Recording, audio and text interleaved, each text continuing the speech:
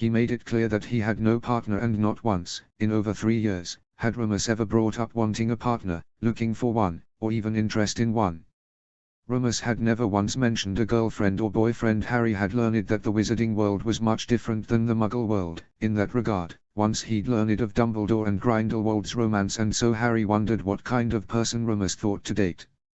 Harry grew more confused when he thought of Remus's lycanthropy. Most in the magical world were prejudiced against Remus for being a werewolf, but he could hardly imagine a Muggle believing in werewolves.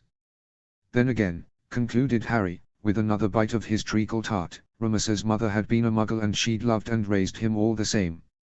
Perhaps Remus had a nice Muggle co-worker in mind. Harry's thoughts then drifted to what it would be like for Remus to settle down and marry.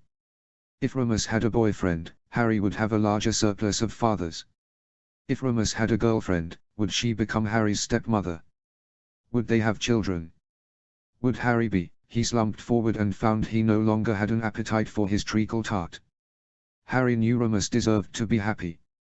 He knew that companionship would be good for Remus.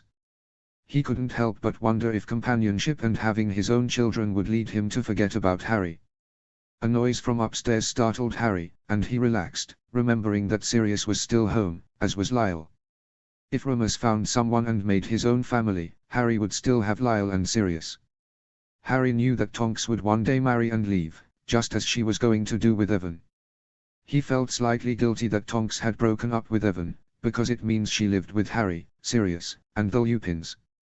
When Remus and Tonks built their own families, Harry would be left with Lyle and Sirius, but Sirius could also find someone, settle down, and have a family. If nothing else, Harry thought glumly, he would have Lyle. He now hoped, with some shame, that Remus and Tonks had terrible evenings on their respective dates so he could keep them both to himself for a little while longer. Harry was at the Burrow for another afternoon of flying. They were all going to go shopping at Diagon Alley together the next morning, and Hermione had come to stay for a few nights, as the shopping trip coincided with Ginny's birthday party. Hermione and her parents spent most of the afternoon touring the Weasleys' home. Mr. Weasley was as fascinated as the Grangers were to discover how Muggles and wizards lived. Now, Hermione, Ron, and Harry were laying in a grassy field by the Burrow as the sun set on the horizon. Now that he had his friends alone for the first time, he could tell them about Remus's recent date. He shared the whole tale, including the fact that neither Tonks nor Remus returned until the next morning. He thought it very suspicious that Remus said he was having dinner with a friend but didn't return until the following morning, just after Tonks had come home. A date? Ron said, dumbfounded. You're sure? No, but he was dressed up and he said he was having dinner with a friend, replied Harry. And he didn't come back till the morning. That's a date, isn't it? Has he said anything else about it? Asked Hermione. Or did you ask him about it? No, Harry said, disgusted. I don't, you. Then how do you know it's a date? Hermione said, as she crossed her arms over her chest. What if he had dinner with a friend and came home earlier than you thought? Harry scrunched his nose up, trying to remember the night of the 2 dates. He had fallen asleep in the library that night, from having spent a while trying to master the Patronus charm. He woke up in his bed the next morning, but it was likely Sirius who brought him up. Then, he went downstairs for breakfast. Tonks stumbled through the kitchen flue, yawning, and Remus came from the stairs to the basement a few minutes later. He supposed it was possible that Remus came home first and Harry had simply missed it. Maybe you're right, Harry said, after running his hands through the tall grass. I didn't see either of them come back, but I fell asleep in the library. Ron's bright blue eyes were narrowed in the light of the setting sun. Hermione was on her back, flicking a few insects off her bushy hair. She sat up abruptly, and, growing pink in the face, asked, what was he wearing? Harry gawked at Hermione. How do you mean, what was he wearing? She made an excited, squeaking sound. The morning. In the morning. Was he wearing the same clothes as the day before? Ron's ears grew red and he looked off in the distance, muttering to himself. Maybe. He didn't have a tie anymore, Harry said slowly. Why would that matter? Never mind, Hermione dismissed, shaking her head so that a few tiny insects flew off of it. I'm not telling you anything. Ask your Sirius or Lyle about this. About what? Harry said, bewildered. Clothes. Let it go, Harry. Ron said uncomfortably. I'll, tell you later. Tell me now. Harry demanded. Hermione stood and wiped off some grass and dirt from her knees. I'll be inside. You two have fun. Harry frowned as Hermione skipped back to the burrow, leaving Ron to tell him whatever it was that Hermione was alluding to before. Harry was glad that he was going back to Hogwarts. After learning some rather illuminating things from Ron in August, he hadn't been able to look at Remus, or Tonks, in the face for several days. Remus and Tonks each went on another date late in August, and he stayed in his room until the early afternoon the day after those dates to avoid seeing them. He didn't want to know who they were with or what they did with those people on their respective dates. He settled on pretending he hadn't learned anything and continuing with his life in semi-ignorant bliss. The less he knew about their dating activities, he thought, the better off he was. He hadn't asked any further questions about who they were seeing, and he frankly didn't want to know. Though he'd known how families were made in a very abstract sense, it wasn't until Ron spoke to him that he connected such activities to his odd family. Thus, he was quietly relieved when he was back on the train to Hogwarts. I'm so excited your granddad is going to be our defense against the dark arts professor, Hermione said enthusiastically, as soon as she'd gotten her seat. She let Crookshanks out of his basket. He stretched out his legs lazily and gazed hungrily at Ron's sandwich. Fine, have it, Ron said, offering the half-Kneasel his corned beef sandwich. I don't like these anyway. Creature made us pasties, Harry said, grinning. He took out a basket from his trunk, which was now magically expanded to hold twice as many things as before. Hermione glanced into the trunk with a dropped jaw. How did you do that? She shrieked. I had to rearrange my trunk 7 times to get all my books in it. Magic, obviously, Harry said cheekily, earning a glare from Hermione. I'll have Lyle put the charm on yours, if you want, when we get to Hogwarts. It won't matter then, she muttered. She huffed angrily and sat back in her seat while Harry took out several treats Creature made for him and his friends. The basket also contained what Harry thought was an unreasonably large amount of chocolate, but everyone told him that if he didn't take it, they would send it to him anyway. The train ride continued in relative peace. The rain thickened as the train sped yet farther north. The windows were now a solid, shimmering grey, which gradually darkened until lanterns flickered into life all along the corridors and over the luggage racks. The train rattled, the rain hammered, and the wind roared. We must be nearly there, said Ron, leaning forward to look out the window, which was now completely black. The words had hardly left him when the train started to slow down. Great, said Ron, getting up and walking to the compartment door. I'm starving. I want to get to the feast. We can't be there yet, said Hermione, checking her watch. So why are we stopping? Many things happened at once. A flurry of movement occurred outside the compartment door and Neville and Ginny came stumbling in. It was pitch black, Crookshanks hissed loudly and Hedwig hooted indignantly from her cage. Harry began wondering what had happened when Hermione produced a handful of bright blue flames that illuminated the space again. Just when the space was lit, the compartment door slid slowly open. Standing in the doorway, illuminated by the bright flames in Hermione's hand, was a cloaked figure that towered to the ceiling. Its face was completely hidden beneath its hood. Harry's eyes darted downward, and what he saw made his stomach contract. There was a hand protruding from the cloak and it was glistening, greyish, slimy-looking, and scabbed, like something dead that had decayed in water. A sudden, deep sense of dread filled Harry. This was a Dementor, not a Boggart, but a proper Dementor. The thing beneath the hood drew a long, slow, rattling breath, as though it were trying to suck something more than air from its surroundings. Panicked, Harry drew his wand and shakily said the words he'd learned. E expecto patronum.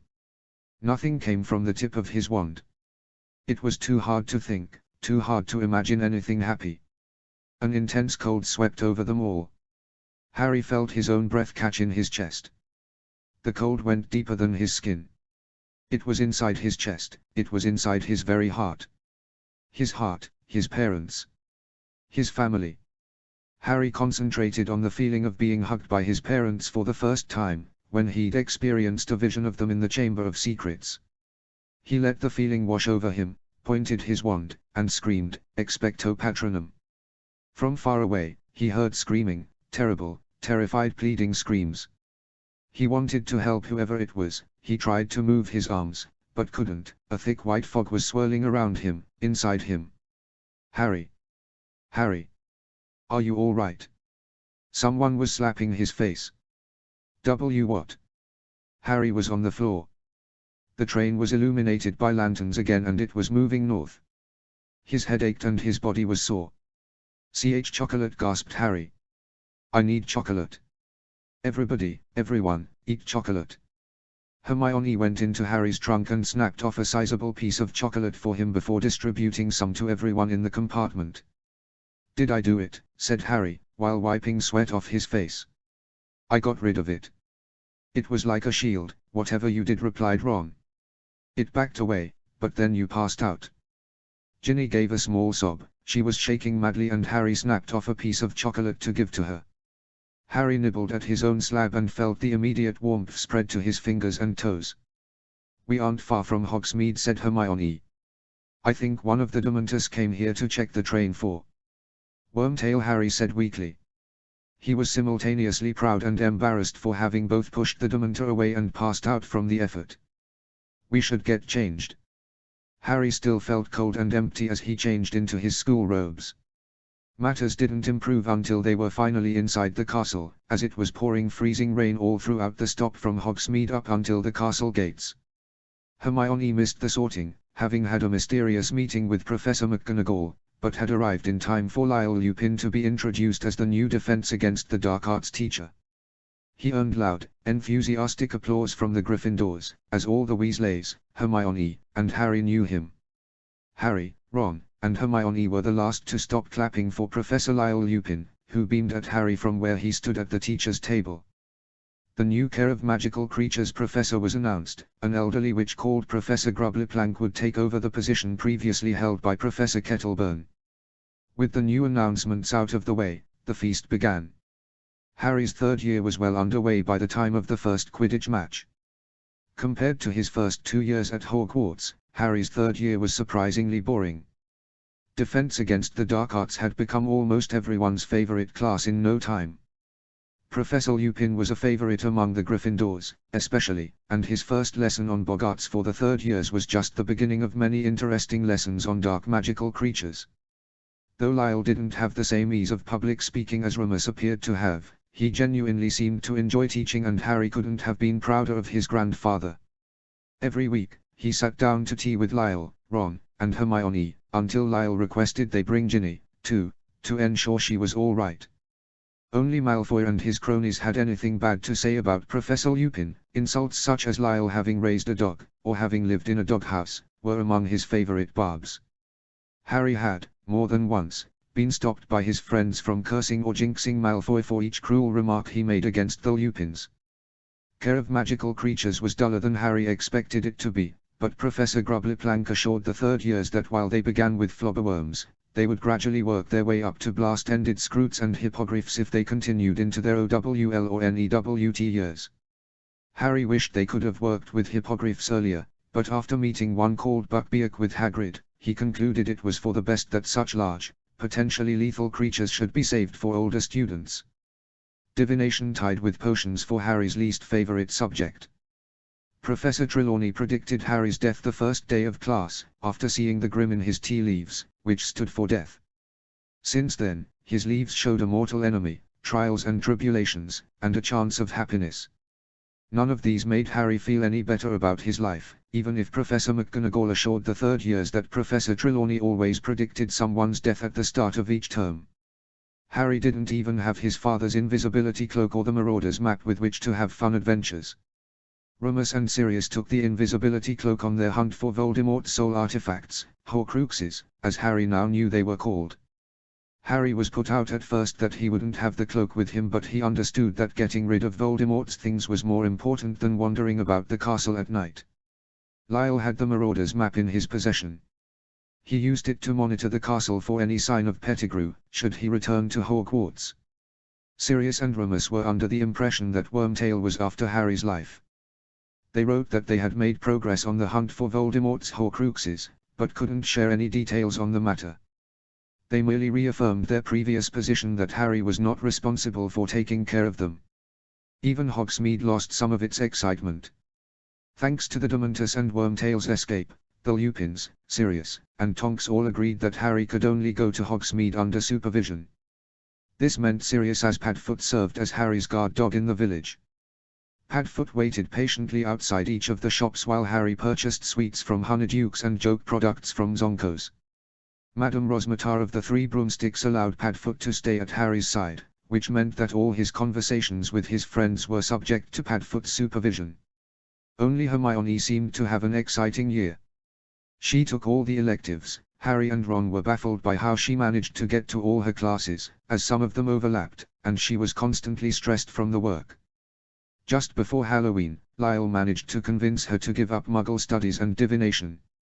Thus, by the time of Harry's first Quidditch match, Harry felt ready to see his family again and declare he was having, by all appearances, a thoroughly normal, calm year at Hogwarts. Harry's eyes snapped open. He was lying in the hospital wing. The Gryffindor Quidditch team, spattered with mud from head to foot, was gathered around his bed. Ron and Hermione were also there, looking as though they'd just climbed out of a swimming pool. Remus, Tonks, Sirius, and Lyle were at the foot of his bed, all drenched, white, and shaking. "What happened?" Harry said, sitting up so suddenly they all gasped. "You fell off," said Fred. "Must have been, 50 feet?" "We thought you'd died," said Alicia, who was shaking. "Out. Everyone but family, out." Madame Pomfrey called, glaring at everyone but the Lupins, Sirius, and Tonks. "But, what happened?" Harry said hoarsely. "I don't remember." Harry's teammates quickly told him about the torrential downpour, the Dementus, and finally, Harry's loss of consciousness before catching the snitch. For the first time since Harry joined the team, Gryffindor had lost a Quidditch match. He was berating himself when Fred and George both consoled him and wished him well. Madame Pomfrey had lost her patience at this point and screeched for everyone but family to leave, which left Harry alone with the Lupins, Tonks, and Sirius. "Where's my Nimbus?" About that," Tonks said awkwardly, glancing up at Remus. "It flew into the Homping Willow," said Remus. "It's destroyed, Harry, I'm sorry." "Destroyed?" Harry's face fell. As silly as it made him feel, he felt as if he'd lost a friend. Sirius placed his hand on Harry's shoulder and squeezed it gently. "We'll get you a new one, Harry. You don't have to worry about that." "Okay." Harry felt worse by the minute. He'd passed out from the Dementus again, he'd destroyed his broom, and lost the Quidditch match by a huge margin. "It wasn't like the time on the train," Harry Lyle said gently. "There were dozens of Dementus up in the sky. Several of us had to cast the Patronus charm to ward them off, Professor Dumbledore included." "You should be so proud of yourself for being able to ward one off at your age," Tonks added. "I reckon your Patronus will be fully corporeal soon and we'll know its full form." "Why is it so easy for them to get me?" Harry said quietly. "How come others don't?" "Pass out," finished Sirius. "Because unlike most others, you've seen some terrible things. I heard my mum beg for her life again, beg for mine, too." Harry's nose sniffled and Remus conjured tissues for him to blow into. "That's what we mean," Sirius said. "Most people don't hear those types of horrors. Keep practicing your Patronus. You'll get there. In the meantime, think about what kind of broomstick you want. I'll get you anything you like." Harry snorted softly and jokingly asked, "Even a firebolt?" "Done," Sirius said firmly. "I could have it to you in a week." Remus, Tonks, and Lyle gaped at Sirius. He shrugged at them and said, "What? He's my godson. I've got the gold, who cares? Best broom in the world for the best seeker in the world." Harry stared at Sirius in disbelief. "A firebolt? Is that what you really want, Harry?" "A firebolt?" Sirius said, grinning. Harry's jaw fell open and he nodded, sure that his eyes were as wide as saucers. "I'll place the order tomorrow, then." Sirius beamed and Harry felt much happier than he had just moments ago. He'd lost his Nimbus 2000 but now he'd be getting a firebolt, the fastest racing broom in the world. Sirius cleared his throat and cocked his head to one side, staring at Remus. There's something else we wanted to tell you, Rumus said uneasily, while keeping his gaze steady on Harry. I hope it's not too much of a shock. I would understand if it was. We're dating, Tonks said, shaking her head incredulously. Rumus and I are dating now. Each other. Harry said slowly, certain he was mishearing what Tonks had said. You and Rumus, together. I knew it, Rumus muttered. Wouldn't like it, doesn't like it. Who said I wouldn't like it? Harry said, confused. You too, from August. Tonks grinned and Rumus put his hands in his robe pockets, avoiding Harry's gaze. Why didn't you tell me? I would've. I am okay with this. Harry shouted. You are? Rumus gawked, open-mouthed, at Harry and gazed at him for several seconds. I told you so, Tonks said triumphantly. He worried over nothing. What if we? Rumus winced and stammered, looking steadily at the floor around his feet. We'll manage. Tonks put her hand on Harry's cheek and wiped away some of the mud there. We really need to get you cleaned up. She began casting cleaning charms on him. Rumus redid most of them surreptitiously, as her household spellcasting was atrocious, and they slowly got rid of the mud and water that covered Harry from head to toe. By that point Harry found he didn't care much about the Quidditch match or the Dementus. He was getting a new broomstick, the fastest in the world, and Rumus and Tonks were dating each other. Perhaps, by now, their strange little family found its own form of happiness in the world. Chapter 28, Dates. Notes. This chapter is a bit unique in that it's happening at the same time as the previous one. It's the same time period, fall 1993, but told from Rumus's POV now. Chapter text. Moony Sirius barked. Rooftop now. It's 1 o'clock in the morning, Rumus said, in protest. Let me go to sleep. This is important and I have to talk to you while the others are asleep. This can't wait. I don't want it to wait. Sirius transformed into Padfoot and clamped down on Rumus's trousers, dragging Rumus away from his desk. Stop. I'll go. Rumus said angrily, shaking Padfoot off his trousers. Rumus scowled at Padfoot, who led him up the stairs to Grimmauld Place's grimy rooftop and transformed back to Sirius. What's this about, then? Rumus felt dead on his feet. He longed to be back in his room and away from the humid night. Would you care to explain why Harry thinks he did something wrong? Sirius demanded, shoving several pictures into Rumus's hands.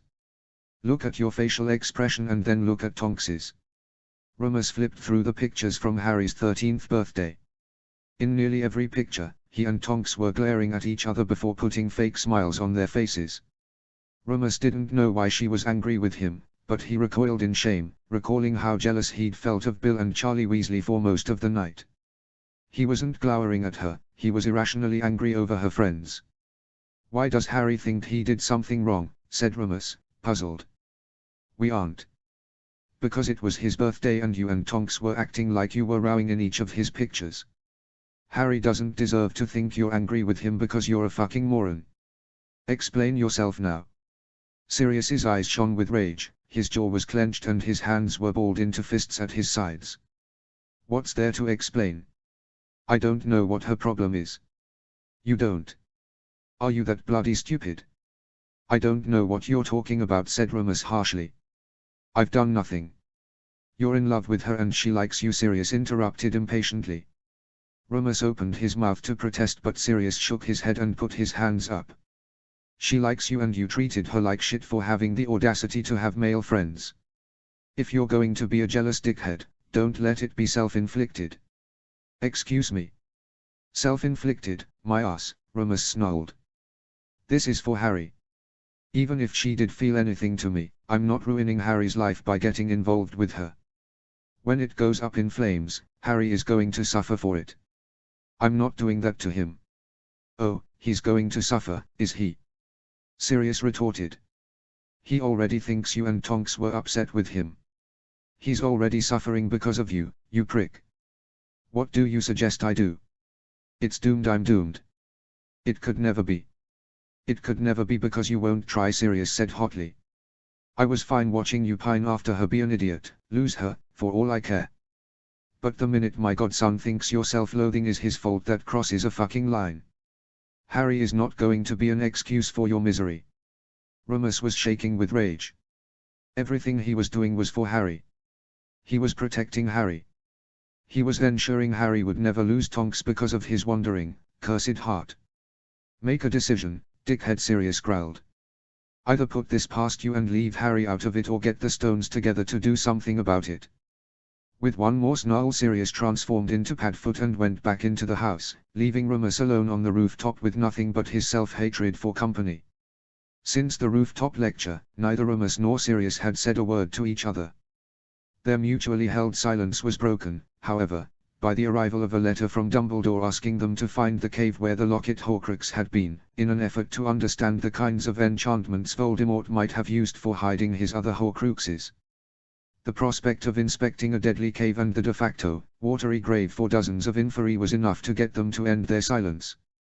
Thus, just days after their row, Sirius, Remus, and Kreacher found themselves inside a cave by the sea, united now by their terror over what they were doing. The windy sea raged in the distance, creating an unnerving howl of wind from where they stood. Remus cleared his throat first. Kreacher. Do you know how to get into this cave? Kreacher does not know. Kreacher can apparate to the rock with the potion. Kreacher knows not the dark magic. The elf rocked back and forth, leading Remus to feel guilty for asking him to bring them to the seaside cave. Dumbledore told us to look for an obstacle, something to weaken us, said Sirius. He shrugged and ran his hand over the damp rock, while muttering various charms to reveal what magic lay within the walls.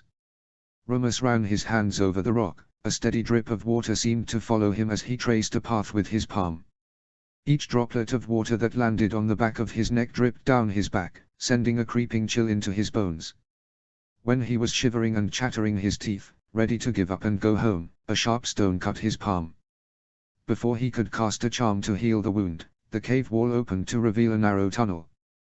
Blood payment, Remus breathed, disturbed by the required sacrifice to enter the cave. Sirius gaped at the opening tunnel and lit up the tip of his wand with a quiet lumos. Slow and steady, muttered Remus. He too had his wand lit up, peering carefully ahead to ensure no other obstacles came their way. The temperature dropped steadily as they walked further into the cave, until they reached the edge of a black lake.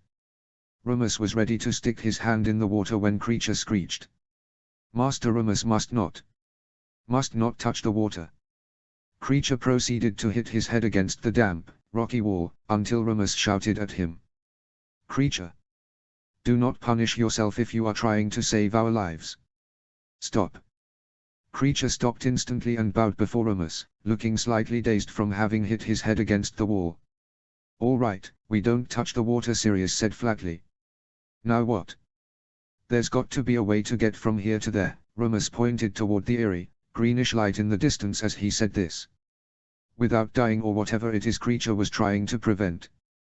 Look in the water, Sirius said, as his eyes widened and he clutched his hand to his chest. Remus brought his wand light above the water and saw the silhouettes of bodies of all shapes and sizes drifting silently below. What the fuck, Remus sputtered. There've got to be hundreds of them. Wait, over here. Sirius stuck his hand over the water and a chain appeared. Kreacher, apparate us out of here immediately if something goes wrong. Remus held on to one of Kreacher's small, leathery hands. He kept his free hand on Sirius's ankle, ready to turn on the spot should something go awry. He held in his breath as Sirius slowly pulled the chain out of the water until a small, rickety boat popped out of the water. The boat was just big enough to fit at most two small adults, which led Remus to go into the boat first, followed by Kreacher and Padfoot. Kreacher stood, trembling, between Padfoot and Remus. As soon as the three of them were inside the boat, it began gliding toward the greenish glow in the distance. Water splashed on either side of the boat. Padfoot had his wand in his mouth, and Remus held his wand in his hand. The light showed dozens of bodies floating beneath them in solemn silence. Another droplet of water hit the back of Remus's neck, startling him enough that he almost capsized the boat. Padfoot growled and Kreacher sobbed. Remus hunched over in the boat, hating everything that was happening around him. They finally reached the tiny, rocky island in the middle of the cave. There was a basin in the center filled with emerald green potion. From where Remus and Sirius stood, a locket lay at the bottom of the basin. Masters must drink the potion, Kreacher said, trembling. Master Regulus drank the potion, creature drank, madness, madness. Creature wailed loudly and Sirius ordered him to stop sobbing. Dumbledore doesn't actually want us to get this, does he? Said Sirius. It's fake. What if he wants us to drink the potion to know what it's like? In case we see it again, suggested Remus, while looking at the emerald green liquid with disdain. If it's anything like what Creature's saying, it's going to be awful. We could always have K. No, said Remus firmly. He doesn't deserve that. I'll do it. If I die, Harry will still have you, my dad, and Tonks. Sirius stared at Remus exasperatedly, huffing slightly. Creature, he said, turning to the elf. You said that Regulus died because he tried drinking from the water in the lake. Master Regulus was thirsty. Creature could not summon water. Creature made a mistake. Master Regulus is dead, the elf wailed again, and Sirius ordered him to be quiet once more. Remus turned to Sirius with determination. Let me drink it. Your family already lost one son here, it doesn't need to lose another. Sirius opened his mouth to protest but relented. Remus sat next to the basin and waited for Sirius to bring him the first goblet full of the emerald liquid. Cheers, I suppose, Remus said weakly. He brought the goblet to his mouth and drank it all quickly. It didn't taste anywhere near as terrible as Wolfsbane potion, he thought, but it didn't seem to affect. He was being bitten again. He was a 4-year-old, on the cusp of his 5th birthday, and a ferocious beast climbed in through his window. He screamed, begging not to be bitten. He cried to be spared from the curse. Not again, not again. He wailed for his mother to save him from the monster, but he must have been a naughty boy. His mother hated him, to leave him to die, but all he wanted was to have her hold him in her arms so it would all be safe again. It'll be over if you drink this. A warbled, steady voice came from outside of Remus. Drink this and you'll be safe, Remus. Remus drank from the goblet greedily, but it turned to ash in his mouth. He was about 9 years old now. He wanted to do magic like his father, but he couldn't, not with claws, not with paws. He was being carried, naked and screaming, to the basement for the full moon. He was a monster, hated by his father, to be locked away in the darkness and never to be seen again. Don't make me. Not again. Not another. Remus sobbed. Not another, please. I want to be a wizard. Not a monster. I'm a monster. Remus wept loudly and begged his father to end it, put him out of his misery. Death was better, it had to be better. Drink this, Remus, a calming voice said. It will all be over if you take this. Remus grabbed the goblet and spit, but a firm hand brought the goblet back to his lips. He drank it again, with the assurance that it would end it all. He was 21 now and his life had fallen apart. They were dead, Lily and James. Sirius betrayed them, Peter was killed, and it was all over. How could you? Screamed Remus. You betrayed them. All my friends gone, dead, forever. He wept bitter tears and convulsed against the rock. It should have been me. Kill me. Kill me and bring them back. I'm not worth it, a waste of breath, a waste of life. Take me, take me. Another goblet full of liquid was brought to Remus's lips. He was assured it would help. Lily and James would come back and all would be better. He just had to drink every drop. He didn't know how old he was anymore. Tonks was there, laughing at him, mocking him for having the nerve to love her. He screamed in agony at the mocking, the rejection.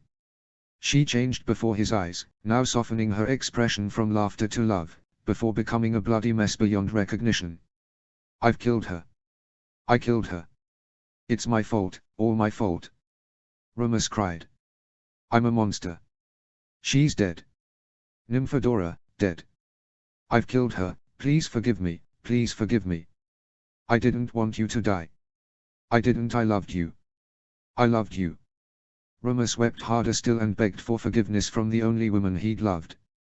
One more goblet was brought to his lips. He didn't want it, not another, but a steady, calm voice told him that Nymphadora would come back, alive, well, and ready to love him if he drank it. She loves you, Remus, the gentle voice said. She loves you so much. We all do, we all do. Everything was very confusing now. He didn't quite know where he was, but suddenly he wasn't on Sharp Rocks anymore and was being spun away into unconsciousness. An unmitigated disaster, said Sirius. I sent Harry to the Weasleys for the day. He's going to see them again next week for shopping and Ginny's birthday, but someone needs to keep an eye on Remus for the day and I don't want Harry involved. I don't know what that potion was, replied Dumbledore, but I will look into it. Please take good care of him and thank you. I gave the old locket to Kreacher, he's never been happier. Like people, all creatures need love and affection to thrive, Dumbledore said kindly. Send me an owl should you need anything. There were several footsteps and Remus fluttered his eyelids open, surprised to see that he was in his bed at Grimmauld Place. He didn't recall much but the potion, the cave. Moony. Sirius said softly. You're back home. You're safe. Oh. I, wanted to apologize. I heard what you said. It's all right, doesn't matter, Remus said weakly. Don't worry about it. There was a soft sigh from the other side of the room. Is it all right if Tonks comes to see you? She doesn't know what we did or what we've been doing, but she's worried for you. Okay. I don't know what you remember, Remus Sirius now said, in an unusually gentle tone, but I meant what I said. We all love you. There was a brief silence as the door swung open and shut. Remus. It's me, Tonks, can I come in? Remus breathed deeply. He could smell Tonks's delicate scent from where he lay and he felt he could have cried with joy that she was alive and well. He mustered a weak yes and she strode into the room to sit at the edge of his bed. He kept his eyes closed but opened them just barely to see that her soft pink hair flopped in front of her eyes. Can I hold your hand please? Asked Remus. I want to make sure. He was afraid to tell her that he'd ripped her apart, that she had died. Remus felt a soft, tender hand in his own. He reached for her wrist and found a pulse, exhaling in relief. Good. You're alive. He squeezed her hand gently, feeling the warmth against his calloused palm, and closed his eyes to focus on the sensation of his hand in hers. Is everything all right, Remus? Tonks said nervously. Do you need anything? No, just you. You're perfect. He heard a sharp inhale from her and she ran her thumb on the back of his hand in response. Sirius said you had some mission from Dumbledore, Tonks said shakily, while continuing to stroke her thumb on the back of his hand. Did you learn anything? Remus thought back to the cave. He thought he was going to die in there. He remembered begging for death at some point, or worrying that he'd killed Tonks. He hadn't wanted his life to end that way, he hadn't had the chance to tell her how much he loved her. If his life was going to end some way, somehow, he didn't want her to slip away before he had the chance. Tonks. Can I ask you something? Of course, Remus. If I asked you nicely, would you have dinner with me? Tonks made a tiny squeaking sound. Are you asking me out, Remus? Or asking me if you can ask me out? Would you say yes? I would, Tonks said, in barely more than a whisper. You're not, will you remember this? Yes. Remus squeezed her hand and sighed. It's not every day you almost die and get a date from the most beautiful woman in the world. Oh, Remus, I really hope you remember this. Don't worry. I will. Saturday night, at 6. Remus felt himself grow very drowsy and he slipped into a deep slumber. Remus had not recalled that he had asked Tonks out on a date. Luckily for him, Padfoot had listened at the door and heard the entire, sleep-deprived conversation, including Tonks's agreement to go on a date. It was now Saturday afternoon and he was dressing himself to go on a date with Nymphadora Tonks. It was the first date he'd been on in at least 15 years and he readily admitted that he was anything but prepared for it. Sirius, in another strange fit of kindness, helped Remus choose a pair of trousers, a shirt, and a tie for the dinner. He'd recommended a Muggle restaurant near a gelato shop, so that Remus and Tonks could have dinner and the option for dessert, should the date go well enough to warrant an after-dinner activity. Remus didn't want to think about the many interpretations of after-dinner activities, and so he hastily rushed down to the kitchen to gulp whatever calming concoction remained in the kitchen cabinets. He was relieved when a bottle of Draught of Peace was the first one available and he greedily drank the entirety of the bottle before admitting to Harry that he had dinner with a friend. He and Tonks hadn't outright agreed to keep the date from Harry, but Remus had mentioned that it might be best for Harry not to know every detail about Remus or Tonks's personal lives. At 5 minutes to 6, he summoned every last shred of resolve he had and waited patiently for Tonks in the first-floor corridor. After stammering a line over how lovely she looked positively radiant. If he'd been more honest with his choice of words, they nervously made their way to the apparition point near Grimmauld Place and appeared in another part of London. It was over their first course that Rummus collected himself enough to be able to speak coherently. "Thank you for agreeing to this," said Rummus timidly. "To a date, with me?" "I wanted to go," Tonks said, in an uncharacteristically shy tone. "I'm happy you didn't forget." I did, actually." Rummus set down his fork and cleared his throat. "Luckily Sirius was listening as Padfoot and reminded me." "Did you mean to ask me out?" Tonks said, looking slightly hurt and downcast. "I meant every word I said." Tonks snapped her head up and smiled softly at him, sending his heart racing with joy. "Good. Now that that's out of the way, why don't you tell me how long you've fancied me?" She flashed Rummus another bright smile and winked at him. Throwing caution to the wind and deciding his pride didn't matter anymore, he freely shared he'd fancied her for the better part of the last 3 years, earning him a soft, tender kiss over the dinner table. He hoped it would be the first of many. "So, where did you slip off to last night, Mooney?"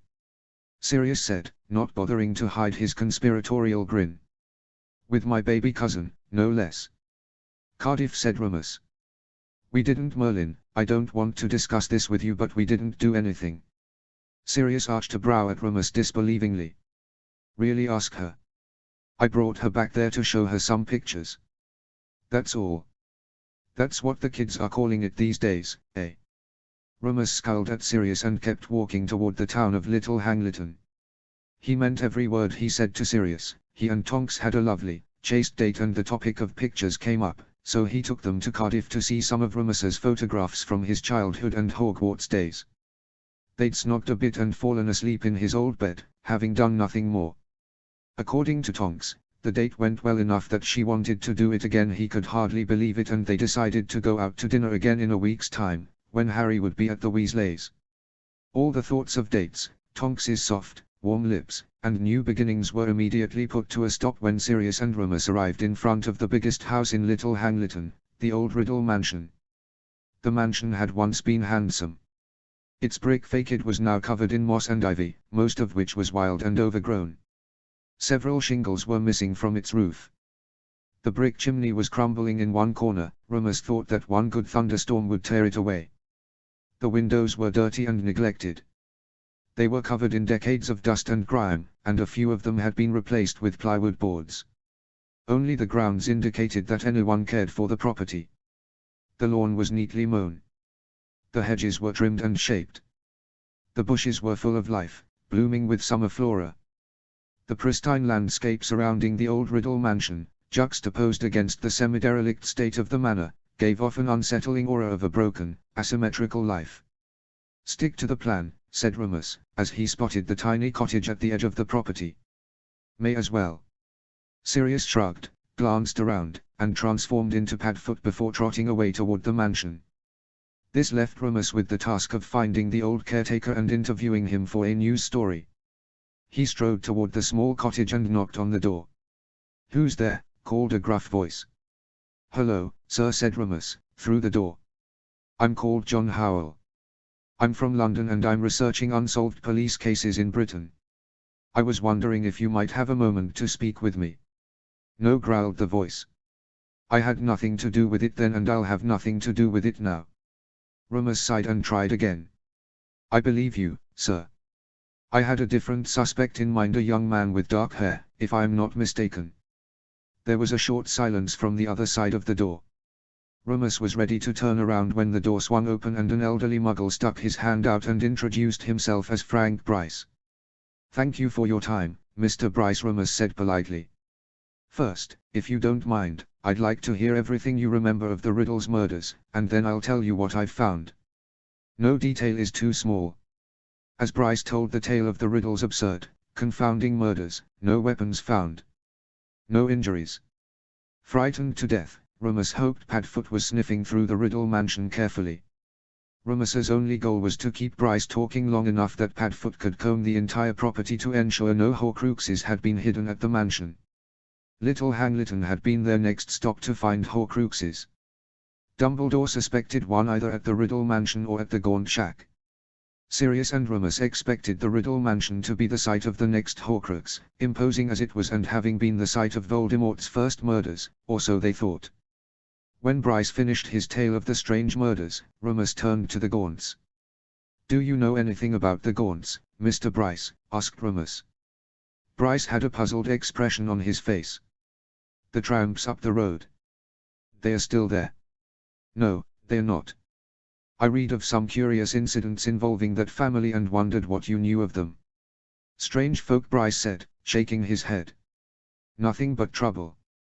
Witches, the lot of them." Remus narrowed his eyes instantly. "Witches? Can you explain what you mean by that?" he asked sharply, wondering what Bryce knew. "Witchcraft, black magic, Satanists," Bryce explained slowly, while Remus nodded accordingly. "Snake charmers, so the rumor went. We thought they might have been circus freaks." "Ah. I understand now. Did you ever know any of the Gaunts? Or know if they were involved with the riddles?" Bryce furrowed his brow and wheezed. "They say Tom Jr. ran off with the tramp's daughter. Big scandal, you know. He was taken in, if you know what I mean." "I don't," no, Remus said uncomfortably. "Told Junior she was up the duff with his kid," Bryce said gruffly. "Lies, all of it. Junior came back after a few months away and the tramp's girl was never seen again. Think she might be dead now." Remus set down his cup of tea and blinked several times at Bryce. "Mayrup Gaunt is dead, yes. Were you around when the Gaunt family was here?" "I was a boy, no more than 10 when Junior left and came back. It's all the town could talk about for years till they all died in 43, during the war." Bryce went on to describe how the last of the Gaunts Morphin left around the same time, or possibly died in the shack. He thought it suspicious, but the young man who Bryce had seen the day of the Riddle's murders was handsome and nothing like the hideous Gaunts. Neither the young man nor the Gaunts were ever seen or heard from again. "Another question, Mr. Bryce, do you ever see any unusual or suspicious activity here at the mansion or near the old Gaunt shack?" Bryce shook his head. "Local kids'll break windows or sneak and think it's haunted here, but that'll be all." "Would you be willing to write me if you see anything unusual, Mr. Bryce?" asked Remus. "I'm afraid I don't have a telephone, but I have an address, if you've got something for me to write on. If you see or hear anything suspicious, please write as soon as you can." "You don't have a telephone?" Bryce asked, visibly confused. Remus shook his head, saying he preferred to write or talk in person. Bryce shrugged and gave him paper and a pen, on which Remus wrote out an address in London given to him by Dumbledore for the express purpose of getting information from Little Hangleton. "Thank you for your time, Mr. Bryce, and your service," said Remus. "My mother's father fought in the war as well." Bryce shook his hand and Remus stepped out of the cottage, where Padfoot was waiting for them. "Shoo!" Bryce shouted. "Out of here, you!" "This is my dog, Mr. Bryce," Remus said sheepishly. "He's very well trained, I assure you, and accompanies me on my investigations." With one more handshake, Remus said goodbye to Bryce and walked away from the Riddle property with Padfoot at his side. "See anything unusual?" asked Remus. Padfoot looked around and ran behind a tree to transform back to Sirius. "Nah. Old, dusty house, I think we'll have to try the Gaunts next." Remus and Sirius walked down the hill to the supposed location of the Gaunt shack.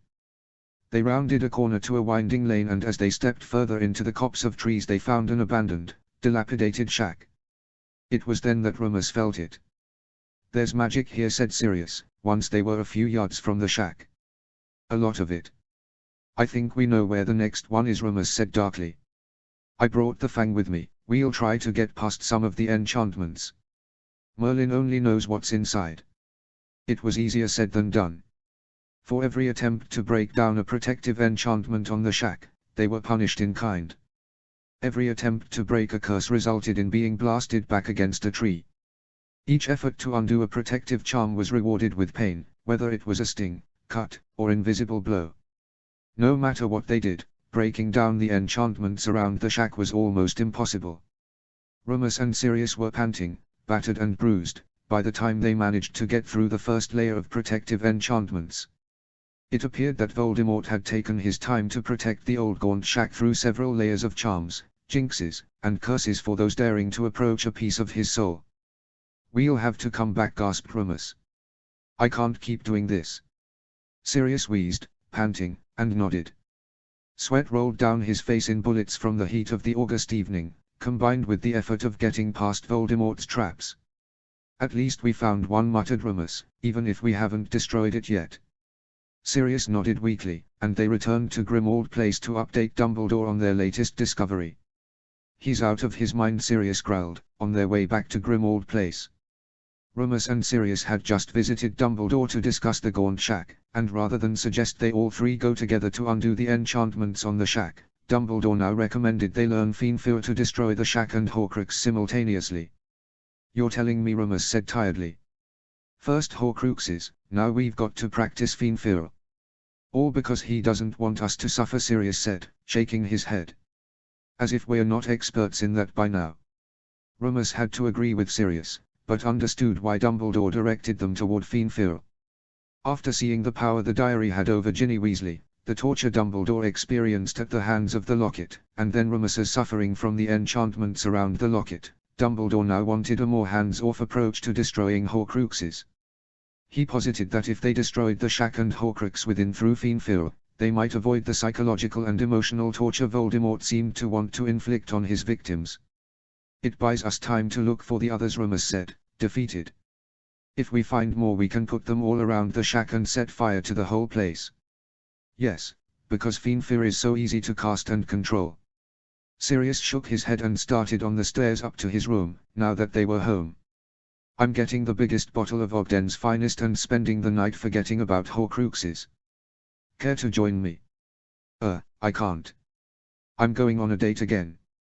"You are?" Sirius said, grinning mischievously. "Shall I expect you in the morning?" "No," said Remus curtly. "I have every intention of coming back here tonight.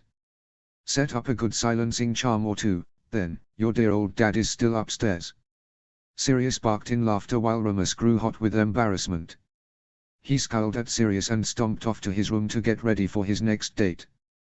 The first one had been a resounding success, he hoped the next one would be just as nice. He still inhaled a bottle of calming draught before the date, nervous as he was to spend time alone with Tonks. Everything was going well when Remus asked if Tonks's parents knew what she was doing with him. Tonks stared at Remus incredulously and frowned at him. "No, why should they? You are on a date with me. I'm not fully human." "So? You're a human with a furry little problem." "They won't be upset with you?" asked Remus, feeling his heart sinking to the floor with shame. "Because of what I am?" "You're a who, not a what," Tonks said irritably. "They like you. Stop torturing yourself." Remus opened his mouth to protest the fact that liking him as a person and liking him as their only daughter's romantic interest were two very different things, but Tonks shook her head and wagged her finger at him. "Remus, this is a second date. Calm down. I'm enjoying myself and I hope you are, too. That's all it needs to be." He allowed himself to relax for a few minutes, until he asked, "What if Harry doesn't?" "Take this," said Tonks, handing him a vial of pale blue liquid. "Draught of peace. Sirius told me to keep one with me for your inevitable meltdown." Remus took the vial, feeling a mixture of shame that it was necessary, embarrassment that Tonks suggested it, and rage at Sirius for telling her. "It's just a date, and I already know you fancy me," Tonks said, smiling. "I know you're new at this and you've got a lot of hang-ups. Sirius told me to be patient with you because he said you'd be worth the wait. So, don't beat yourself up. Enjoy what we're doing, all right?" Several new feelings washed over Remus. The rage at Sirius reduced to a faint irritation, his shame and embarrassment softened slightly, and an incredible desire for Tonks and her kindness now coursed through his veins. He wanted nothing more than to take her home and... No, he told himself. He would not give in to his baser desires. Tonks deserved to be treated with respect and care. He forced a smile onto his face and allowed himself to hold her hand. "Don't worry, Remus. I'm not going anywhere." Tonks rubbed the back of his hand with her thumb, sending his heart racing again. It was ridiculously unfair, he thought, how easy it was for her to electrify his entire body with aching desire for her. "Thank you for being here with me," Rumus said softly. "For taking a chance on me. I'm having fun." She flashed another lovely smile at him. "I'd like to keep doing this, as long as you're not an idiot about it." Rumus felt the giddy grin grow on his face, and her face lit up more brightly. Nothing in his life had prepared him for the joy and thrill of finding someone who seemed to like him just as he was. Autumn went by far too quickly for Rumus. It felt as if one moment he was dropping off Harry at platform 9 3/4 for his third year, and in the blink of an eye he was coming back to Hogwarts for another Quidditch match. He was incredibly proud of Harry for producing enough of a Patronus to ward off a Dementor on the Hogwarts Express, and prouder still that Harry hadn't caused any trouble in the first few months of his third year. He suspected his father had something to do with it. Lyle kept a close eye on Harry and his friends, knowing their penchant for causing trouble, and managed to keep Harry and his school rival, Draco Malfoy, as far apart as possible. Harry was flourishing in his third year, despite the Dementors, and Remus was astonished by how quickly Harry had grown in the last few years. Remus's relationship with Tonks was going better than he ever expected. At the beginning of October, they decided to share their relationship with his father and her parents.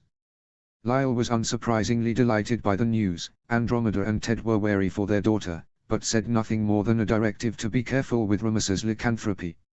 As far as Remus was concerned, that was enough to allow himself to hope for the first time in his life that he could have a taste of a future with someone. It wasn't a perfect future, he admitted bitterly to himself, as he knew marriage and children could never be part of it, but as long as Tonks was willing to delay her proper future, he wouldn't waste a moment with her. He knew that eventually, she would leave him for a man who could give her everything she deserved. Tonks deserved a man who she could marry and start a family with. She deserved someone who her family didn't need to warn her about. She deserved a partner who could have healthy children with her. She deserved someone who wasn't relatively poor or too old for her. He was nearly 11 years her senior, but somehow a miracle, he concluded, she wanted to spend time with him. He kept these doubts to himself. He knew Tonks would come to her senses sooner or later. Remus reckoned he was a distraction. He tried not to think of himself as the distraction between a failed engagement and a successful one, when she was a little older and wiser, but it was difficult not to see himself that way when he knew there was no real future with her. While he was in a relationship with Tonks, he would enjoy what he had only dreamt of before. He knew it was only a taste of what others had. He knew that he and Tonks couldn't have a proper future, but at last, he had a relationship. He was someone's boyfriend. He had a girlfriend. There was a beautiful woman in his life he could take on dates, kiss, and hold. She had given him the gift of companionship for the first time in his cursed life. He would cherish every moment he had with her, until she realized a future with him could never be. When that painful moment finally came, thought Remus, he hoped he would look back at their relationship with fondness and gratitude, for finally knowing what it was like to be loved by a beautiful woman. Chapter 29, Passage. Notes. Reminder, these last two chapters are the end of Part 1. Part 2 will begin mid-June in a separate work. Enjoy. Chapter text. Autumn gave way to winter. It was now the Christmas holidays and Harry was at home to celebrate with his family for the first time since before he started at Hogwarts. Grimmauld Place was significantly more festive than Harry had imagined it would be. Sirius admitted that as it would be Harry's first Christmas there, he wanted it to be as merry and cheerful as possible. Harry thought that Sirius was trying to make up for the many lost years at Azkaban prison through his grandiose gestures. The new Firebolt arrived 3 days after the disastrous match against the Slytherins, alongside new Quidditch gloves, waterproof charmed goggles to fit over his glasses, and a top-of-the-line broom servicing kit. There was a comically large pile of Christmas presents under the massive tree in the library, too, and most of them were to Harry from Sirius.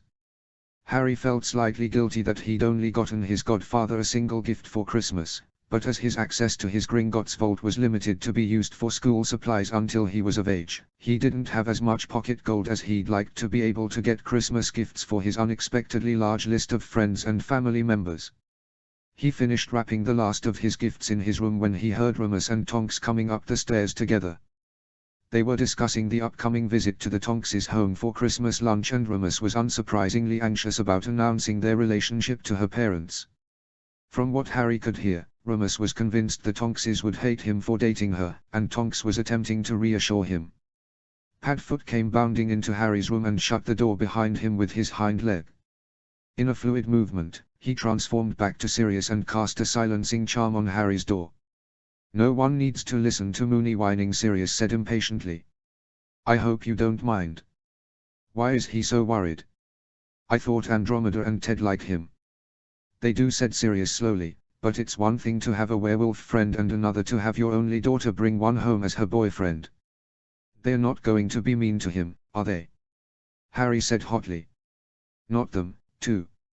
They're worried, but only because of how it will affect Tonks." Sirius sat down on the floor next to Harry and flicked his wand at the Christmas wrappings so that they tidied themselves in moments. "I thought they didn't know that Remus and Tonks were dating." "That's what they think. I mentioned it to Andy and Ted weeks ago." "You did? Why don't you tell Remus?" "I told them they were going on dates, not about the relationship itself." "What's the difference?" "Before, they were just getting to know each other. I thought they already knew each other. It's different with dating. You'll understand when you date one day." Harry made a face and Sirius barked, laughing. "What happens if they break up?" asked Harry. "Will Remus and I have to move out?" Sirius shook his head quickly. "No. They're adults and they'll manage. You won't have anything to worry about." "But won't they hate each other?" "I doubt it," Sirius said quietly. "Between you and me, I wouldn't be surprised if Remus marries her one day." Harry's jaw fell open. "Is that not what you want, Harry?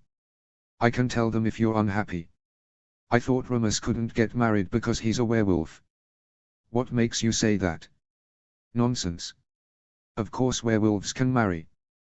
They don't often marry, but they can. There's no law stopping it." Yet Harry said darkly, thinking of Umbridge.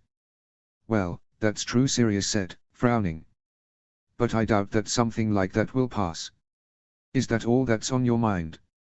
"I know it's stupid, but do you think they'll forget about me if they have their own baby?"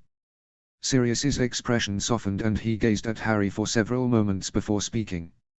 "You know they would never forget about you, Harry. Besides, Remus doesn't think he can even have children." "He doesn't? Do werewolves not have children?" "I've no idea. It's not often that werewolves marry. I don't know of any cases of werewolves sowing children with witches." Harry frowned and traced a path with his finger on the old, worn floorboard next to his left foot. "Would their baby be like him?" "I wouldn't think so. As I said, Harry, I wouldn't worry about it. Remus doesn't think he can have children and Tonks herself said she doesn't want them." "She doesn't? Why not?" Harry was taken aback. He remembered that when Tonks and Evan were dating and engaged, they regularly mentioned having children. "She's got a demanding job. Anyway, she already thinks of you like a son and cares for you like one." "But when she was with Evan?" Sirius pursed his lips. "Evan wanted children sooner than Tonks wanted. That was one of the reasons they weren't compatible in the long term. She said she came to realize she didn't want her own children. She has you. Tonks is only 10 years older than me. What if she changes her mind?" "And if she does, and you get a sibling," said Sirius. "Besides, she's 10 years younger than Remus. Loving someone doesn't have an age limit. She can love you like a mum even if she's only 10 years older than you, and Remus can love her as a girlfriend even if he's 10 years older than she is." "He loves her?" Harry wondered aloud. He never thought Remus would fall in love. He'd only just gotten used to the idea that Remus was in a relationship, let alone one with Tonks. Sirius grinned. "He's loved her for a long time. You probably didn't notice, as you haven't been around them as much in the last few years. So, they won't break up?" "I wouldn't say they won't.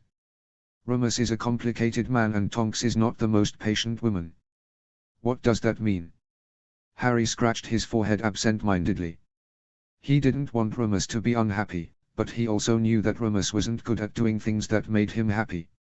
Though Remus hadn't faltered, Harry had a hard time forgetting the time he almost gave up on the adoption so Harry would be raised with the Tonkses instead. Sirius breathed deeply. It means that Remus will do almost everything to prevent his own happiness and Tonks won't wait forever for him to get his shit together. Harry grimaced and his shoulders slumped forward. He didn't want Tonks to be unhappy, either. She was one of his favorite people and she was always kind to everyone. He knew Tonks had a temper, too, and could be explosive when she was irritated or impatient. I can see what you're thinking, Harry. I've probably said too much. They are grown adults and they can do what they like. If all goes to hell you and I can run away together, maybe somewhere sunnier. Harry offered Sirius a weak smile. He hoped Tonks and Remus would stay together. He'd waited years for a family and now that he had one, he longed for it to stay intact. Harry heard Tonks's loud demands from his bedroom late on Christmas Day. Tell me. I can't. Remus's voice was hoarse but firm, surprising Harry. Tonks could get Remus to do almost anything she asked of him. Sirius called Remus a pushover but Remus never had anything to say in return. Can't or won't? Tonks retorted. Harry stifled the urge to snort. Whatever it was that Remus was keeping from her, he didn't think Remus stood a chance in keeping it a secret. Tonks already knew what Harry and Sirius had gotten her for Christmas, as she'd pestered Remus into telling her. Harry now knew not to trust Remus with secrets if he didn't want Tonks to know, too. Can't, replied Remus nervously. Won't. Harry could already imagine Tonks with her hands on her hips, her hair a fiery red, and her dark eyes gleaming with irritation. Remus stammered quietly. The only sound Harry could identify was a weak "I" from Remus. You and Sirius come back every 2 weeks with burn injuries. There's only one thing you could be doing, said Tonks. Harry now understood, though neither Sirius nor Remus had told Harry precisely what they were doing, he knew it had to do with Voldemort's soul pieces. Curious, Harry tiptoed out of his bedroom towards the end of the corridor to hear if he could learn any more. From where he stood, Harry could see Remus's sheepish expression. He offered, it's educational. Don't lie to me. Tonks's arms were crossed and her hair was a burnt orange. Remus was staring down at the floor. Harry waited with bated breath, knowing Remus was ready to give in at any moment. Remus groaned and said quietly, we're practicing Fiendful. Tonks took a step back. Her hair changed from its burnt orange to a confused dark grey, matching her eyes. Harry thought he might have seen a flicker of fear in her eyes. What are you doing that for? Remus hesitated for a fraction of a second, wringing his hands at his sides, and replied, for Dumbledore. Tonks's eyebrows were knit together and her eyes narrowed in suspicion. Dumbledore wants you and Sirius to practice Fiendful for educational purposes. Harry gulped hard on Remus's behalf. Tonks's eyes were no longer showing her puzzlement, instead, they were shining with disbelief and fury. Yes, said Remus, offering Tonks a weak smile. He took a half step back from Tonks and put his hands in his pockets, looking up at her with guilt. No. Please, Nymphadora. Harry's eyes flew open, wondering what Remus was thinking calling her Nymphadora when she was upset with him. It's Tonks if you're going to be like this. Rather than an incandescently angry outburst from Tonks, her voice was cold and distant. Remus whimpered and Harry's heart hammered in his chest. The stupid soul bits weren't worth their happiness. Harry rushed into Remus's bedroom and blurted, why don't you just tell her? I know. Harry. Remus stepped back, blinking rapidly, startled at Harry's sudden appearance. Tonks was not amused by Harry's admission. He stepped closer to Remus, placing her face within inches of Remus's. Harry knows. She whipped around and faced Harry with the same fierce expression. What do you know? Harry began realizing why Remus was powerless before Tonks. When she was angry, her whole body shook with rage. Sirius had a similar expression when he was furious, too. I don't know everything but I know some of it, Harry said, shifting the tone of his voice to make his statement sound more like a question. Dumbledore asked us not to say, Remus began, but the trotting of forepaws distracted him. I have an idea. Sirius. Sirius grinned and placed his arm around Remus's shoulder. What if Harry accidentally tells Tonks and the rest of us are powerless to stop him? You can't be, pled Remus quietly. He shifted from one foot to the other and looked pained. Sirius, meanwhile, hadn't removed the grin from his face and kept his hand steady on Rumus's shoulder. I am, actually. Come on, Moony, why don't we have some hot chocolate and let Harry and Tonks have a perfectly innocent conversation? Sirius led Rumus by the shoulder toward the door.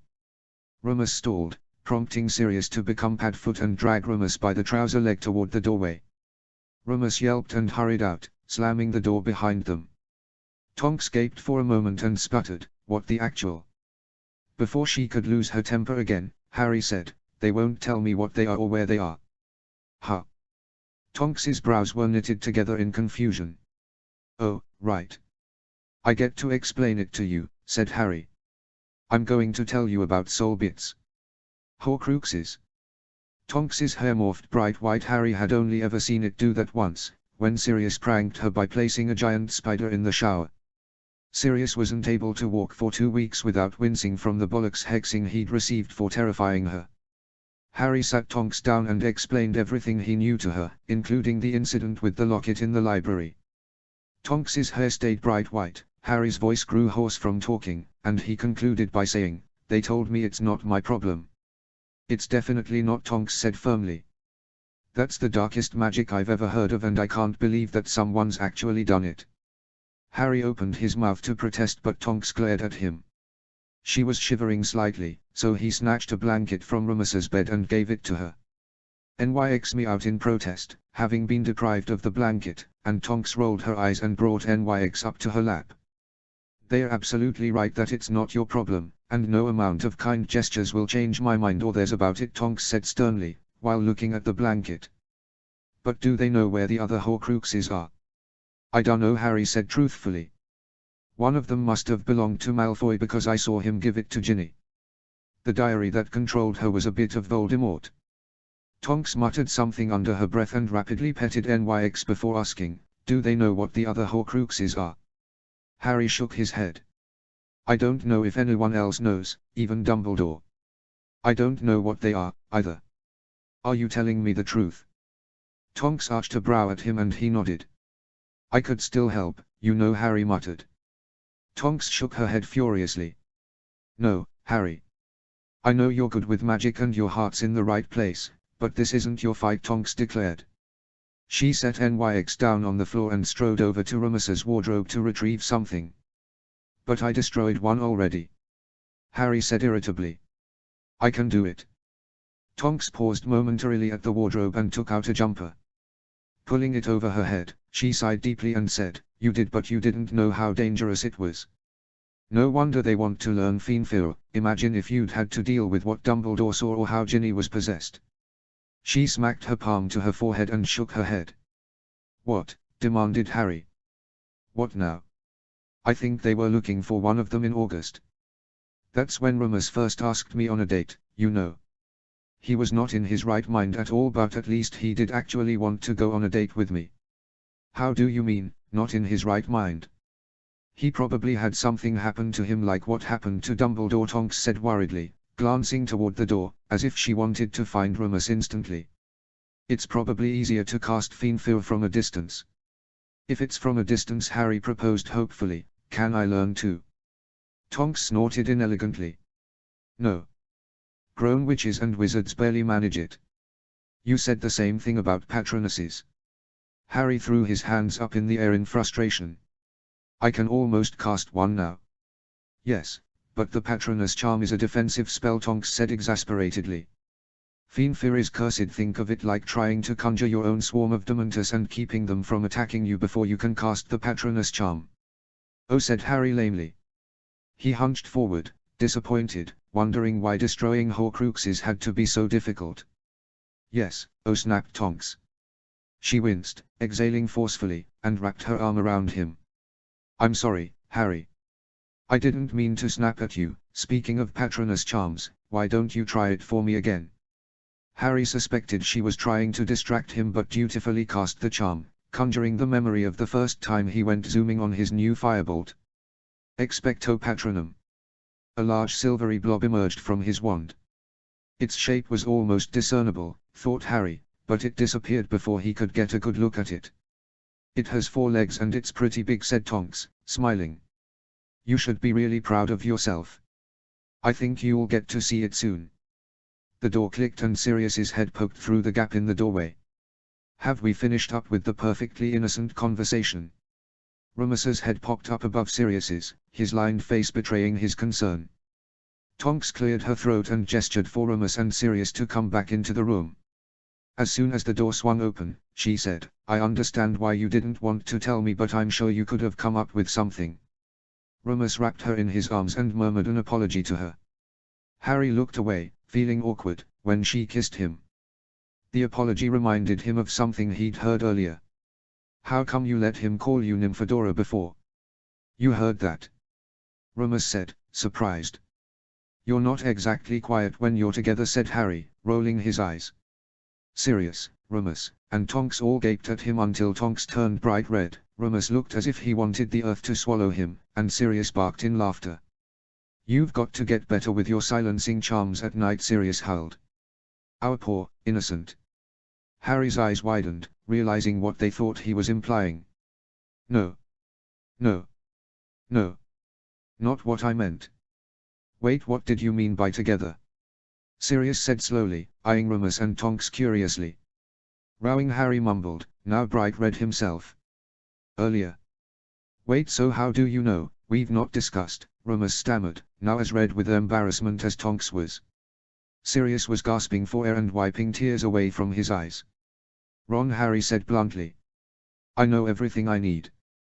Rumus cleared his throat delicately and said, hoarsely, we should probably discuss what you heard. Harry walked backwards until he ran into a dresser.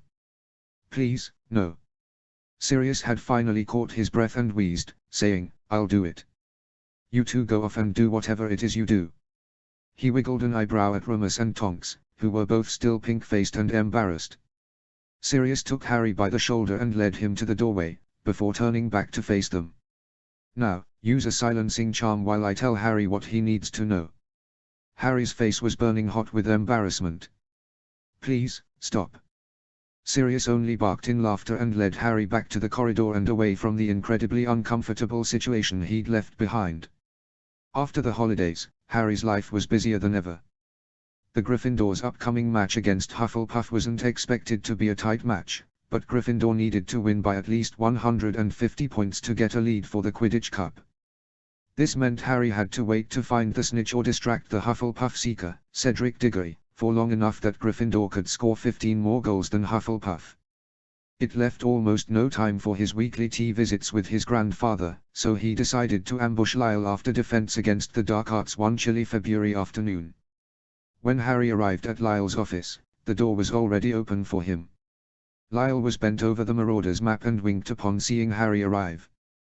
Harry set down his things and glanced at the unusually large stack of books on Lyle's desk.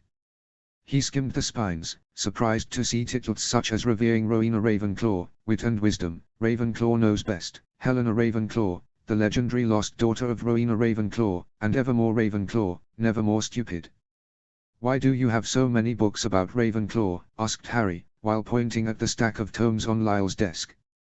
A little research. Why only Ravenclaw? She was said to be the wisest of all the founders, Lyle said curtly, sitting down to prepare a few cups of tea. The usual today. Please, replied Harry, but why are you researching Ravenclaw at all? It isn't for the... Lyle's brief, guilty expression was all Harry needed to know. He whooped in joy and smirked at his grandfather, glad to have guessed that the research was related to the Horcruxes. Lyle, exasperated, said, Harry, we've told you many times. We don't want you involved in this. But I'm here. I can help. Harry had grown irate over the adults' unwillingness to have him help with the Horcruxes. He'd already gone down to the Chamber of Secrets and helped with the diary, though it had been Dumbledore who destroyed it, he ruefully admitted, and he'd destroyed the locket himself. As far as Harry knew, no one else was succeeding in destroying the Horcruxes. Frustrated, Harry plonked into the seat across from Lyle's and scoffed at the unfairness of it all. Just because you can help doesn't mean you should, Lyle said gently, earning another scowl from Harry. Also, I hope you realize I still have that map. It means I can see where you're going, should you decide to take it into your own hands. "Have you been doing that all term?" asked Harry. "And does this mean there's one in the castle?" He sat at the edge of his seat now, enthralled by the opportunity to go treasure hunting. He knew he shouldn't have felt this way, but he really was growing tired of such a dull term at Hogwarts, compared with all the adventures of his first 2 years. "One of those at a time," Lyle replied.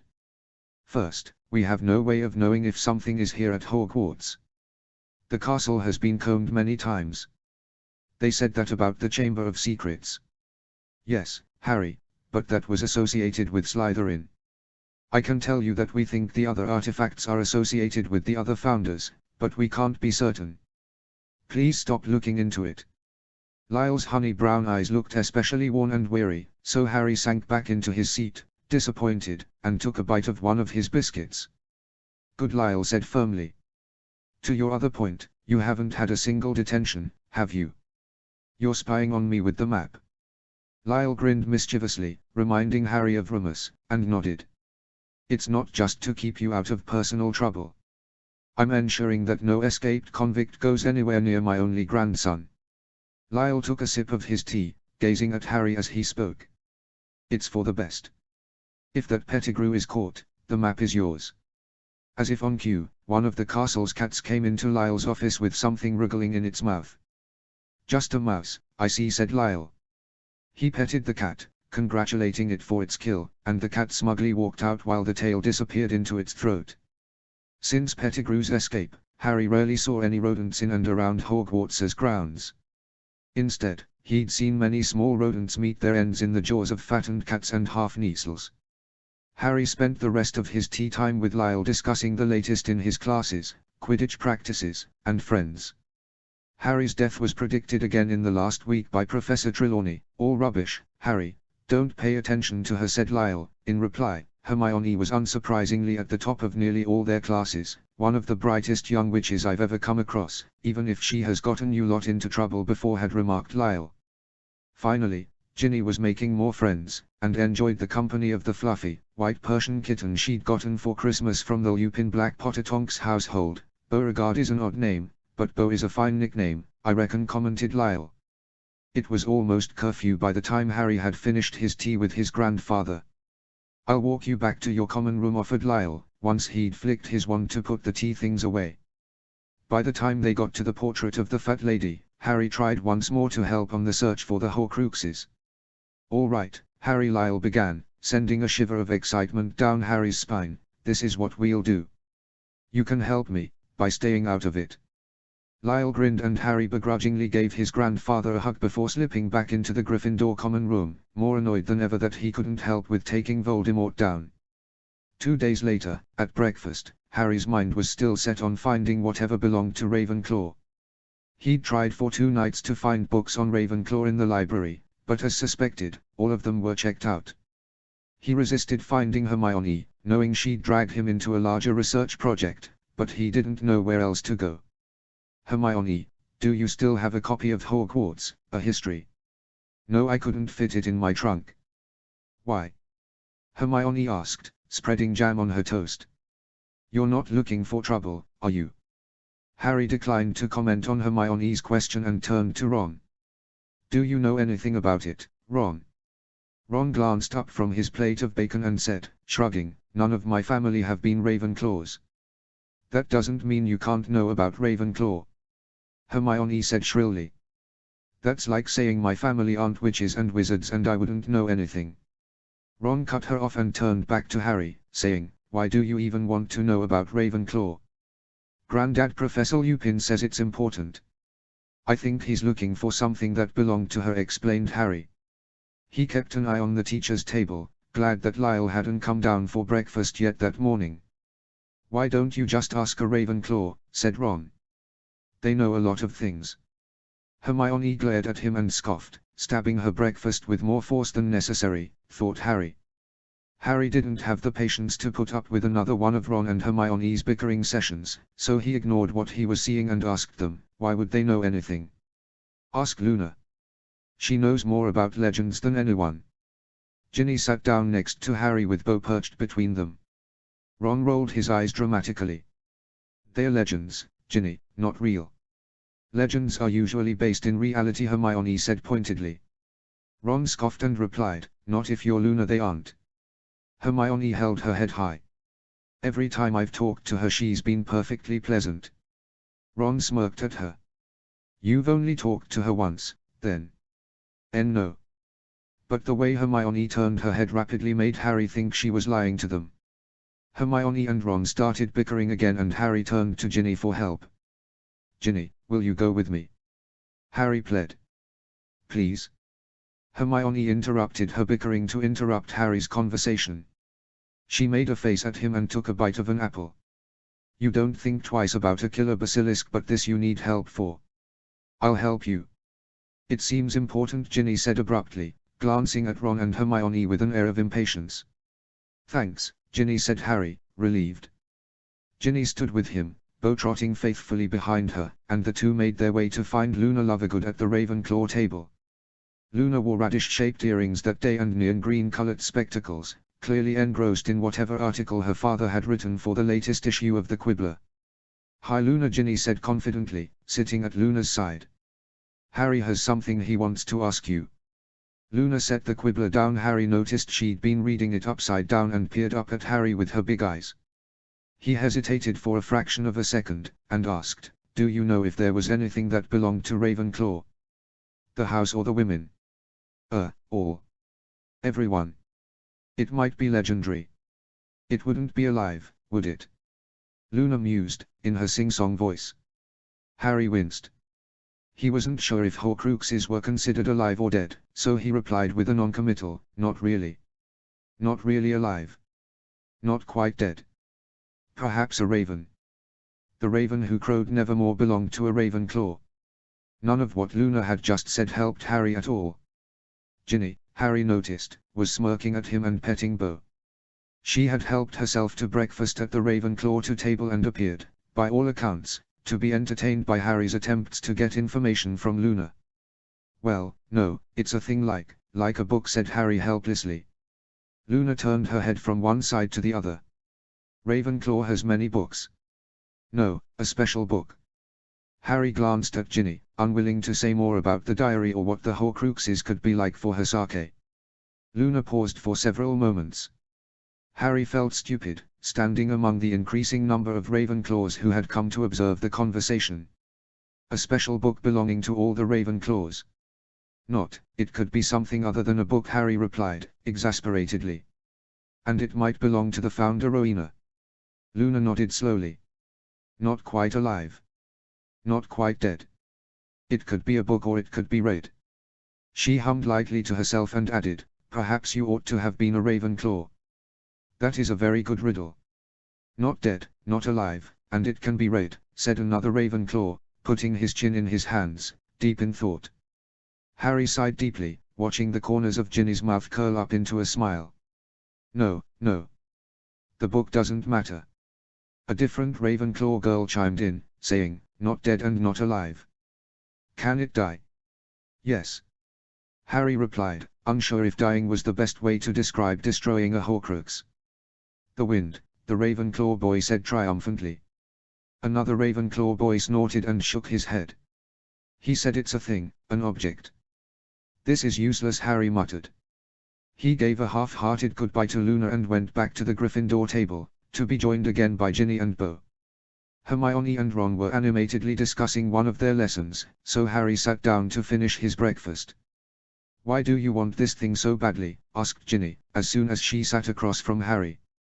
My granddad is looking for it. Why doesn't he look for it himself? He doesn't know what it is. Professor Lupin doesn't know what he's looking for. Ginny's brow flew into her forehead, astonished. Harry shook his head in frustration. No. All he knows is it probably belonged to Ravenclaw, and anyway, he doesn't want me helping. Harry. I've got it. Luna came skipping over, her radish earrings bouncing against her robes, and sat down with a victorious expression on her face. Luna. You do, said Harry, hopeful that she'd cracked the case of the missing Ravenclaw object. She pulled out another set of spectacles, though the set she presented to him were neon pink. This will help with your search, and the Naggles. Ginny chuckled into her hand and Harry reluctantly accepted the spectacles. Thanks, Luna. Harry decided the Ravenclaws didn't have all the answers. He'd have to try another method of solving the puzzle. Harry's next attempt at finding the Ravenclaw item arrived in mid-March, just after Remus's 34th birthday.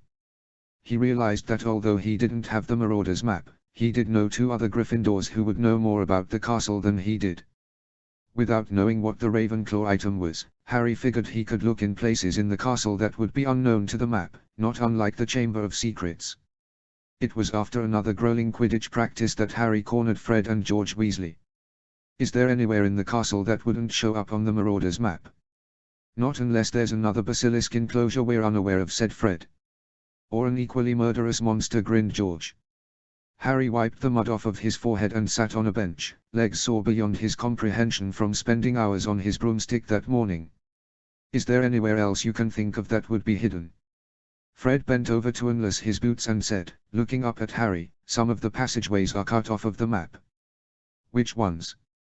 George replied to Harry's question, now that he was removing his mudded boots from his feet. There's one that goes to Honeydukes. Once you're past the gates you're not on the map anymore. Harry fell back against the wall behind the bench. Is that all? There's one passage that's caved in, said Fred. We don't know if that one would show up on the map or not. There's no other passageway. There was one by the Homping Willow, said George, grunting as he cracked his knuckles on his hands, but we reckon it was closed when the willow was planted. Harry's interest was piqued.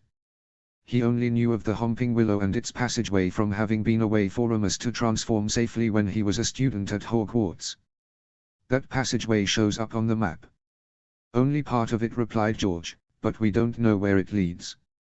Harry hid his smile. He wanted one part of the castle to remain a mystery to the twins. Harry hid his smiling face by removing his boots with exaggerated groans. There's no other part of the castle that's hidden.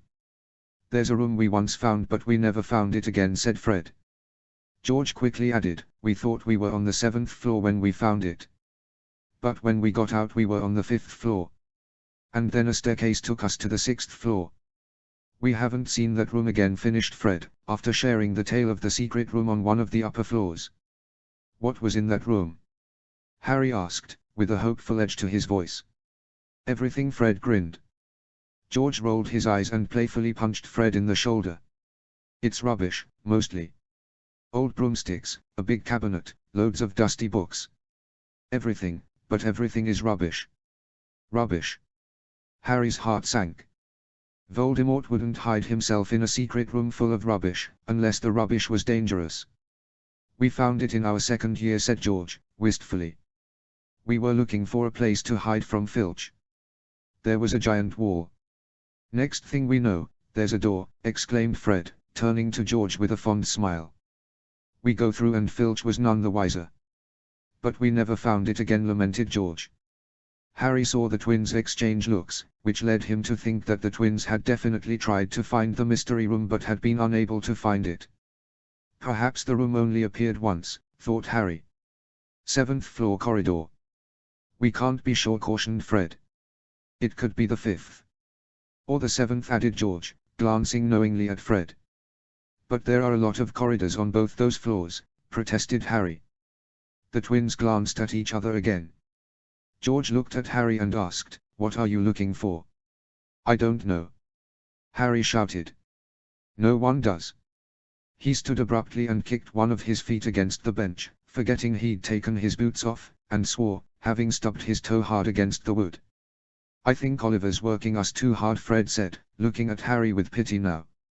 You're losing sleep, mate, said George, clapping Harry on the back. So are we, but you need it more. They continued disrobing in silence, leaving Harry with the only option he could think of: find the mystery room and hope that it would somehow reveal another one of Hogwarts's many secrets. We won. We won. Oliver screamed, crying, huddling around the Gryffindor Quidditch team with the Quidditch cup in his hands. Harry had never felt so proud over one of their wins. After the loss to Slytherin in the fall, they flattened Hufflepuff in February, followed by flattening Ravenclaw in April. Together with the other points, Gryffindor finally won the Quidditch Cup. Congratulations. A swarm of hands and friendly faces came bounding upon Harry in the middle of the Quidditch pitch. The Lupins, Tonkses, and Sirius all came to see him win the Quidditch Cup. "We're so proud of you," shouted Tonks. "Your dad would have been so proud. We're all proud," Sirius yelled, bringing Harry into a tight hug. Fred shouted over their heads, winking at Harry. "Party in the Gryffindor common room." "I'll pretend I didn't hear that," Lyle said wryly. He too hugged Harry and murmured a warning into his ear.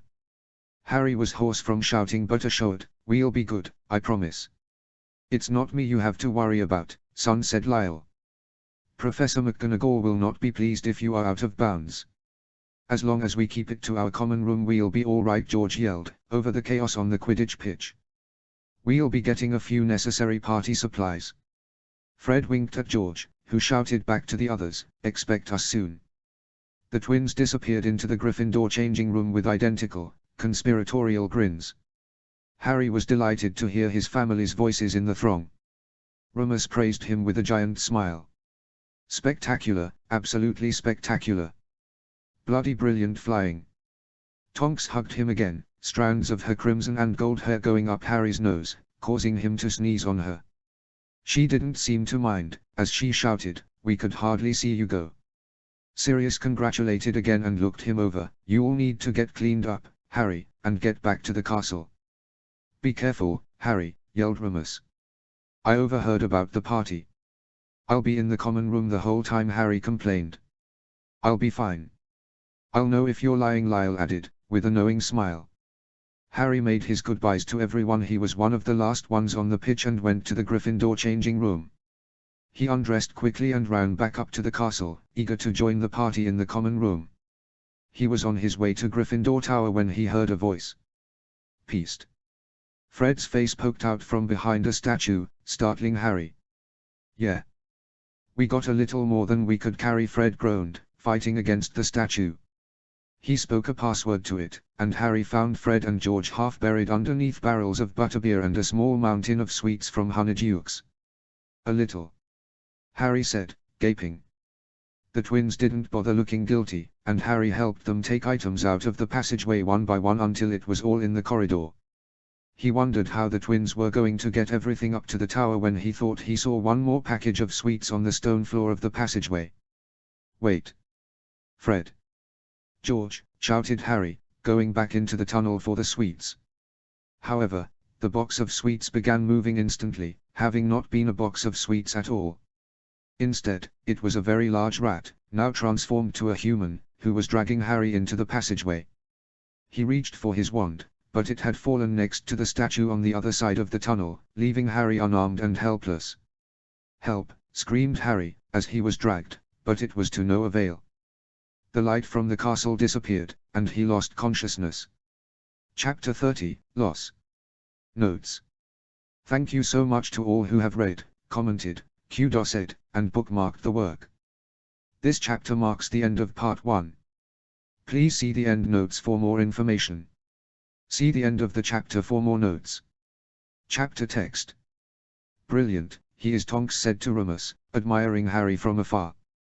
The Gryffindors had just won the Quidditch Cup and now Remus, Tonks, and the others were making their way off the pitch to have lunch at Hogsmeade.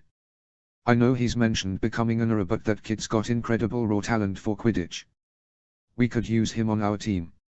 Remus whipped around, seeing Evan, Tonks's ex-fiancé, wearing Puddlemere United robes. "Evan," hi, Tonks said brightly, to Remus's chagrin. He held her hand more tightly and brought her closer to his body. "I see you've moved on," said Evan coldly, glancing down at the space where Tonks and Remus's fingers were intertwined. Tonks peered up at Remus and whispered, "I'll take care of this. I should say hello." Remus felt the jealousy welling up in his chest and said, through gritted teeth, "I really don't want you to." Tonks's grey eyes flashed with anger. She opened her mouth to speak when Sirius appeared behind Remus and grabbed his arm. "We'll be over there with your parents," Tonks said. Sirius, forcing Remus back so that Tonks could speak with Evan. He led Remus to where the Tonkses stood with Lyle. It was still loud on the Quidditch pitch, and Remus grew irritated, shushing Sirius from talking to him. "Shut up, I'm trying to listen," growled Remus. It was one of the few times he was thankful for his heightened sense of hearing. That's her personal conversation, Sirius said, pushing Remus back. His chest rose and fell erratically, his fists were clenched at his sides.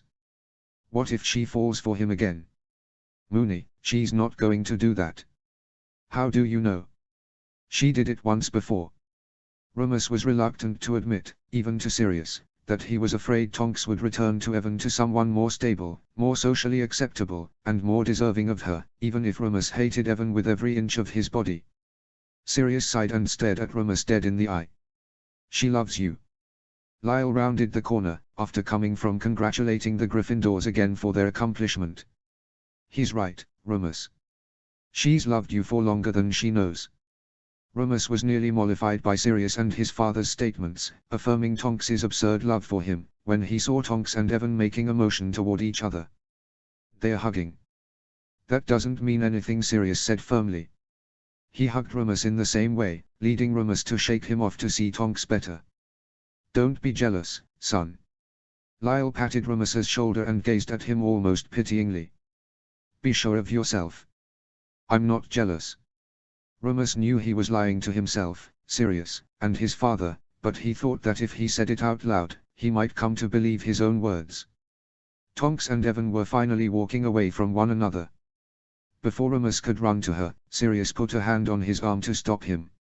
Hi, love, greeted Tonks. Her hair was now a bubblegum pink and Remus did his best to muster a smile at her. Tonks's eyes narrowed at him. What's wrong? Remus averted his eyes from hers. Nothing is wrong. Give us a minute, love, Lyle said to Tonks.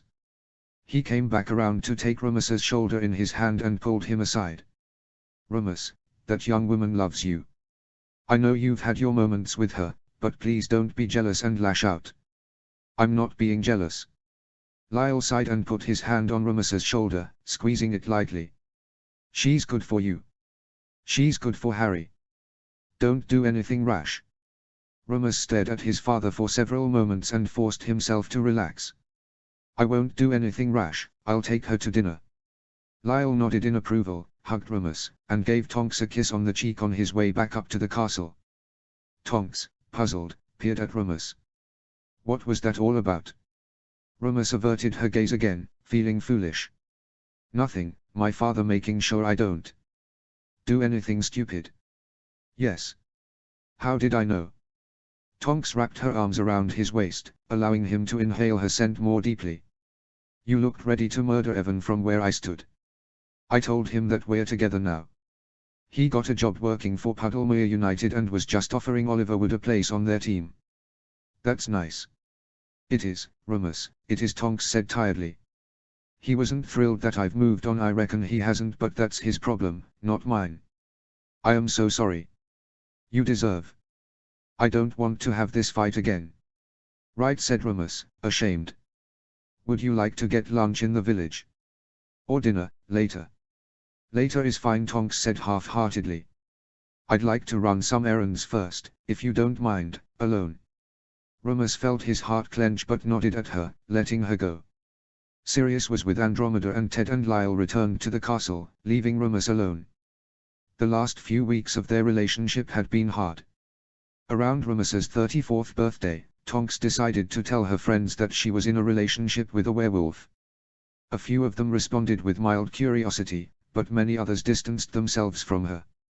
Remus knew it hurt her, despite her insistence it didn't, but he felt guilty for putting a strain on her friendships. Her parents were harder to read. Andromeda and Ted continued to express their concerns over Remus's lycanthropy, not about him as a person, as they had said many, many times, but the thought of their only daughter being in a long-term, committed relationship with a werewolf came with many concerns. Tonks insisted she didn't care that he was a werewolf. She insisted that any friends who treated her differently weren't her friends at all. She insisted she didn't care that others treated her differently because of him. It hurt Remus to know his selfishness in pursuing a relationship with her was the reason for her social discomfort. His insecurity was confusing, even to him. Though he thought she was better off without him, he grew irrationally jealous of other men. He chalked it up to his lycanthropy, but he knew part of it was due to his inexperience and his fear that he would never find another witch to love him like Tonks did. Tonks, he called her Nymphadora, most days lit up his life in a way that no one else could. He loved Harry, who had given his life purpose. He loved his father, who provided steady support. He loved having a friend in Sirius, with whom he could be more honest with himself. Nymphadora Tonks brought joy and color to his world. Most days, he was terrified she would leave him. The harder he tried to hold on for dear life or push her away, the greater his fear grew. It was a vicious cycle that left the two of them heartbroken. Remus. Sirius came running for him with panic in his eyes, upsetting Remus's current bout of self-pity. It's Harry. He's gone missing. All thoughts of relationships were set aside. Remus went running with Sirius, stopping briefly to cast the Patronus charm to send Tonks a message, hoping she'd come to see them and help Harry. Remus ran to the castle gates, where Minerva and Lyle were waiting for him. A crack of apparition rent the air and Tonks appeared, darting her eyes back and forth among them. "Let's go," said Remus, nodding in Tonks's direction.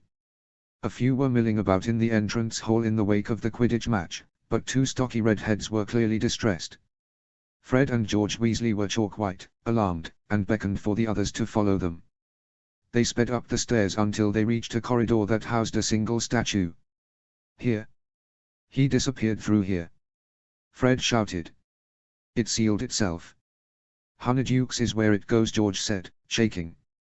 Fred and George briefly retold the account they'd told Lyle. Harry was helping them bring food into the castle from the passageway to Honeydukes when he saw a small box of sweets. Before Fred or George could see the box, the passage sealed itself and wouldn't let them back in. Worried, they ran to meet Lyle, who had the Marauder's map. A brief glance was all it took to realize Peter Pettigrew had snuck into the castle through the Honeydukes trapdoor and had taken Harry with him. They disappeared off the map before anyone else could follow them. "Minerva, secure the castle," Dumbledore said imperiously, as soon as the Weasleys retold the account. He flicked his wand at the statue hiding the passageway to Honeydukes, blasting it apart instantly. With the statue gone, the passageway opened. Everyone but Minerva and the Weasley twins ran inside. Dumbledore secured the passageway again, putting the statue back together again as if nothing had happened. Remus was impressed by Dumbledore's speed. Sirius was now Padfoot, sprinting down the passageway at an alarming velocity. Remus and Tonks followed, with Lyle trailing behind them. Padfoot barked loudly, urging them on towards Honeydukes. Remus hoped that someone alerted the sweets shop that someone had kidnapped Harry and taken him through its trapdoor, when Padfoot stopped abruptly, to sniff up at a wall. Remus thought they were somewhere between the boundary of Hogwarts's grounds and the edge of Hogsmeade. "Here." "Wormtail was here," Sirius shouted, from the wall. "Reducto." The blast revealed another secret passageway and Sirius went headfirst into it as Padfoot, barking loudly. Remus knew the scent well. Wormtail had been through the passage, as had Harry. "He's been through here," yelled Remus, on Padfoot's heels. The passageway grew smaller, prompting him to blast his way through, hopeful that the earth above and around them stayed out of their way. Remus heard Dumbledore casting his own spells, certain that he was preventing the earth from falling above them. Deeper and further they went down the rudimentary passageway. There was no stone and no light. The damp smell of the earth filled Remus's nostrils, but nothing could distract him from following Harry's scent. Wormtail had kidnapped his son and every minute was precious. Padfoot barked and Remus noticed the incline. He lost track of where they were, but they ascended higher and higher, though still surrounded by darkness. Remus felt to his right and left. They were no longer under the earth. Roughly hewn, dry rock had replaced the damp earth. Higher still they went and Remus's breathing was ragged and heavy. He was sure they'd scaled the side of one of the small mountains outside Hogsmeade and were still making their way up. Wormtail and Harry's scents were everywhere, which was the only indication that they were going in the right direction. Remus squinted. "There," he shouted hoarsely. "There's a light." Several sets of footsteps and Padfoot's heavy panting echoed in the rocky passageway. Remus simultaneously welcomed the light and recoiled from it, wondering what terrors lay ahead if Harry was hurt. Worse yet, he was terrified Harry would be gone altogether or no, but he couldn't let that thought cross his mind. Harry had to be alive. Padfoot sped up his pace, barking loudly as he grew closer to the source of the light. Padfoot disappeared through a small opening. Rummus flicked his wand at the opening, widening it slightly, and found himself in a cave. Gone. The scent stops here. Sirius was at the edge of the cave, which opened to a steep, jagged crag below. Tonks and Dumbledore emerged from behind Rummus, followed by Lyle. Dumbledore met Sirius at the mouth of the cave and set to work. Tonks too cast her own spells from the opening to the tunnel to the crag, frowning at whatever she was or wasn't seeing. "Wait up in the sky!" Rummus cried, pointing up above them. There were two figures on a broomstick, struggling for control of it. Harry was hanging by a hand on the broomstick, as he had done when it was jinxed in his first year. The small, watery man sitting on the broomstick, dragging it through the sky, was Wormtail. Sirius pointed his wand up to the sky when Rummus stopped him. "Harry's hanging on by a hand. He'll die if he falls to those rocks," Rummus yelled, peering down at the rocky crevasse between the sharp inclines of the mountains below. He felt helpless, watching the bucking of the broomstick in midair. Harry, despite holding onto the broom with just a hand, was exerting effort to keep it from zooming away. Wormtail struggled to stay seated on the broomstick. Harry swiped at him with his free hand, scrambling to take control of the broom. "Hold on, Harry," screamed Rummus. Wormtail heard him and sputtered, flying further away from where they were. "We're losing them." Sirius was frantic, waving his hands wildly at the edge of the cave, looking every bit as helpless as Rummus felt. Dumbledore pointed his wand at the broomstick. He held his wand in both hands, struggling to control his spell. Rummus gaped, dumbfounded, when the broomstick slowed down. With every step backward that Dumbledore took, the broomstick carrying Wormtail and Harry grew closer to the end of the cave. "Get to Harry," shouted Rummus. He, Sirius, Lyle, and Tonks were standing on either side of Dumbledore, waiting for the broomstick to come close enough that Harry could safely leap off or fly in with Wormtail. "Have him let go," Lyle cried. "We'll levitate him." The broomstick was getting closer. Wormtail struggled against the two forces wrestling control away from him. Harry tried to control the broom while Dumbledore brought them closer. "On my count," said Rummus, once he thought Harry was close enough to levitate. "Harry, let go." Harry held onto the broom with a sweaty hand, eyeing the ground below him dubiously. "I can't. I'll die," screamed Harry. "No, you won't. Jump, Harry, jump!" Tonks shrieked. "Now. 1, 2, 3. Rummus hollered. At the count of 3, Harry jumped, letting go of the broom. Several flashes of multicolored lights flashed around Rummus. He and the others cast spells to keep Harry levitated midair. He was thrashing, terrified of being suspended several hundred feet over the rocky crevasse. Rummus met Sirius and Tonks's eyes, and together, the three of them slowly brought Harry out from being suspended in midair to the cave. Harry came crashing in, breathless, blooded, and gasping. Sirius, Rummus, and Tonks descended on him. Rummus didn't care that Wormtail was still out in the air, not when Harry needed his immediate attention. Rummus glanced behind him, seeing that his father and Dumbledore were working on capturing Wormtail. Dumbledore struggled to keep Wormtail within range and on the broomstick. Lyle shouted something from where he stood at the edge of the cave, pointing up beyond Wormtail. Another flash of light, this one green, lit up the cave space. A loud crack rent the air, reverberating through the mountainside with a deafening roar. Rummus jumped, hearing a loud thump several feet away from him. Tonks screamed, pointing behind Rummus. Sirius's jaw fell open and Rummus turned around to see his father, Lyle, slumped against the cave wall with fixed eyes and a distorted expression. Rummus howled. His father was dead. "It was an ambush," Dumbledore said quietly. "I'm not sure who it was on the other broomstick, but someone came to fetch Peter. Whoever it was, he took one look at us and sent the killing curse in our direction. Lyle wasn't able to dodge it in time. I'm truly sorry, Rummus." Rummus swallowed hard and tried to keep his demeanor as calm and collected as possible. Harry had seen Lyle die first, yelping in pain when Lyle was thrown back against the cave wall under the weight of the killing curse.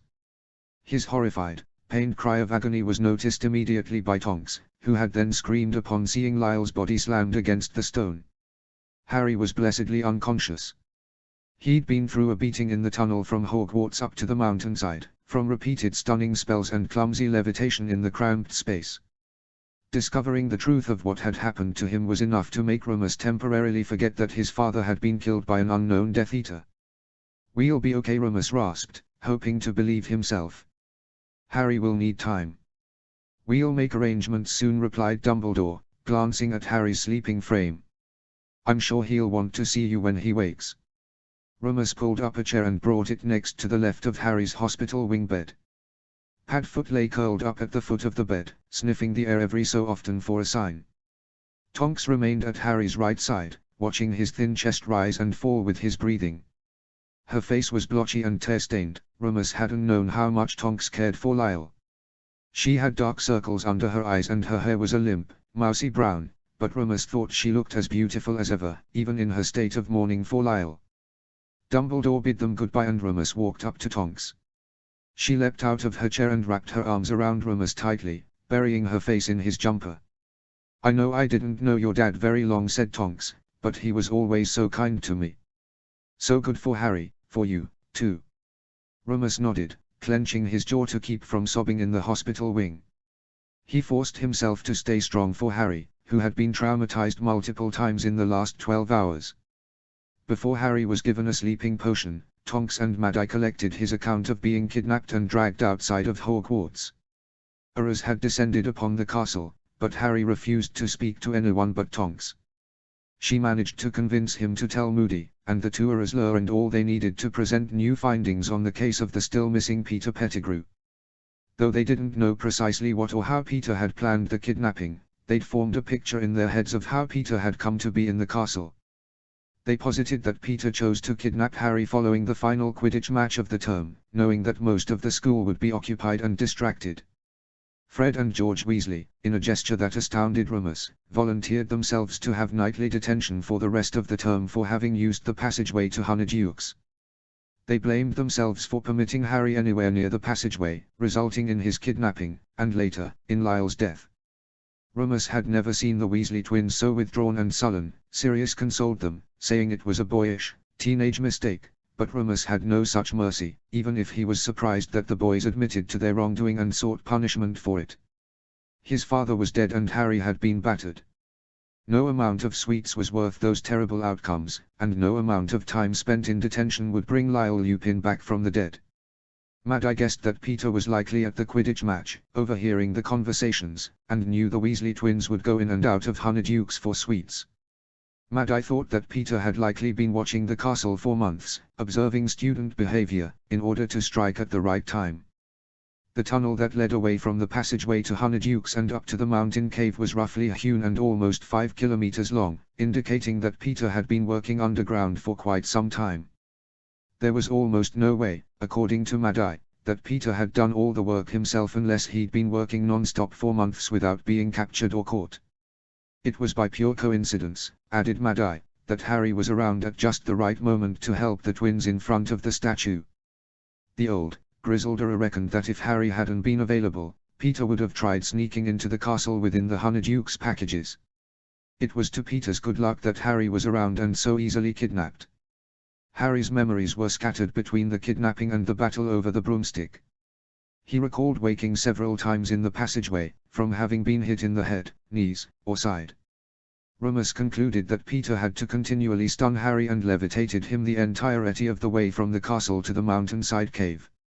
Knowing how rough some of those passageways were, it was no surprise that Harry was as battered and blooded as he was by the time he was fighting for his life on the broomstick. Harry recalled waking when he was strapped to the broomstick. He struggled with Wormtail and almost managed to control the broom, when Wormtail bucked him off in anger for having tried to wrestle the broom away from him. The other Death Eater who came to help Wormtail was hooded, as far as Dumbledore could see.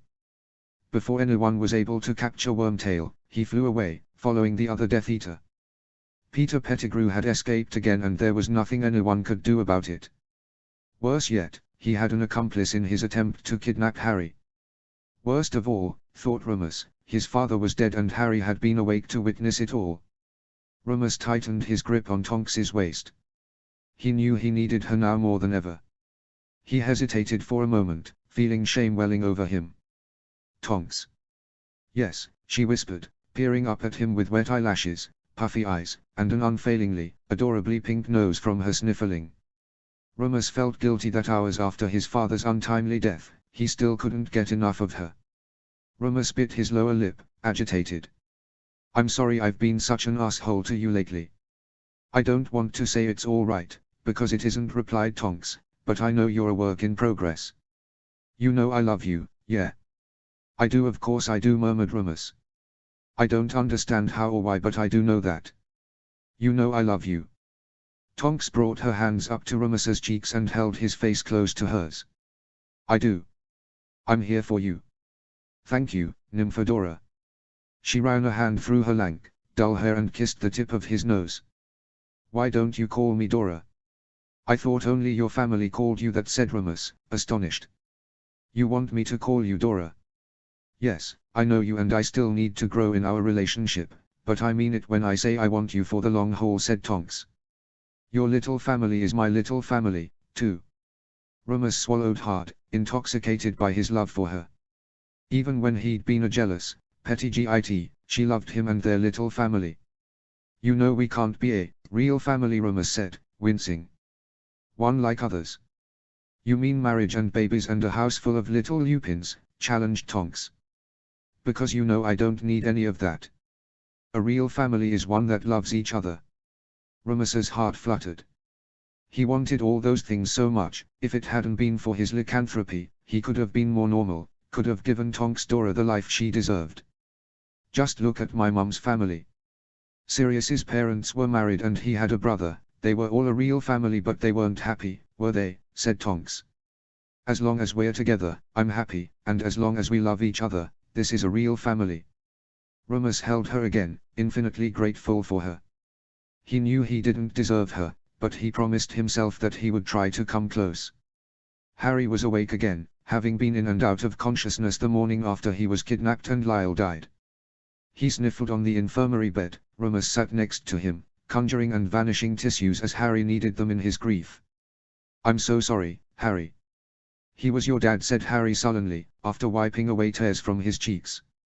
We weren't even related. You're allowed to grieve him, too, Rumus said gently, holding back his own tears. He was your grandfather in all but blood. He was your family as much as he was mine. Harry whimpered again and buried his face in his hands. Rumus's brow knit together. He scanned Harry for any injuries. He thought they'd all been healed, so he asked, "What's wrong?"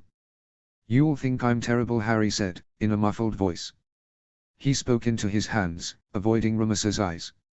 "I could never think that," Harry assured Rumus. Harry was silent for several moments before he finally spoke. "I'm sadder about Lyle than my parents." Rumus's brows flew up into his forehead, overwhelmed by the way Harry and Lyle had formed such a positive relationship in the last few years. Harry winced upon seeing Rumus's reaction. "I knew you'd think I was terrible. I'm supposed to miss them more, aren't I?" "It's different," Rumus said gently. "You never really knew your parents. You did know my dad and you had a relationship with him.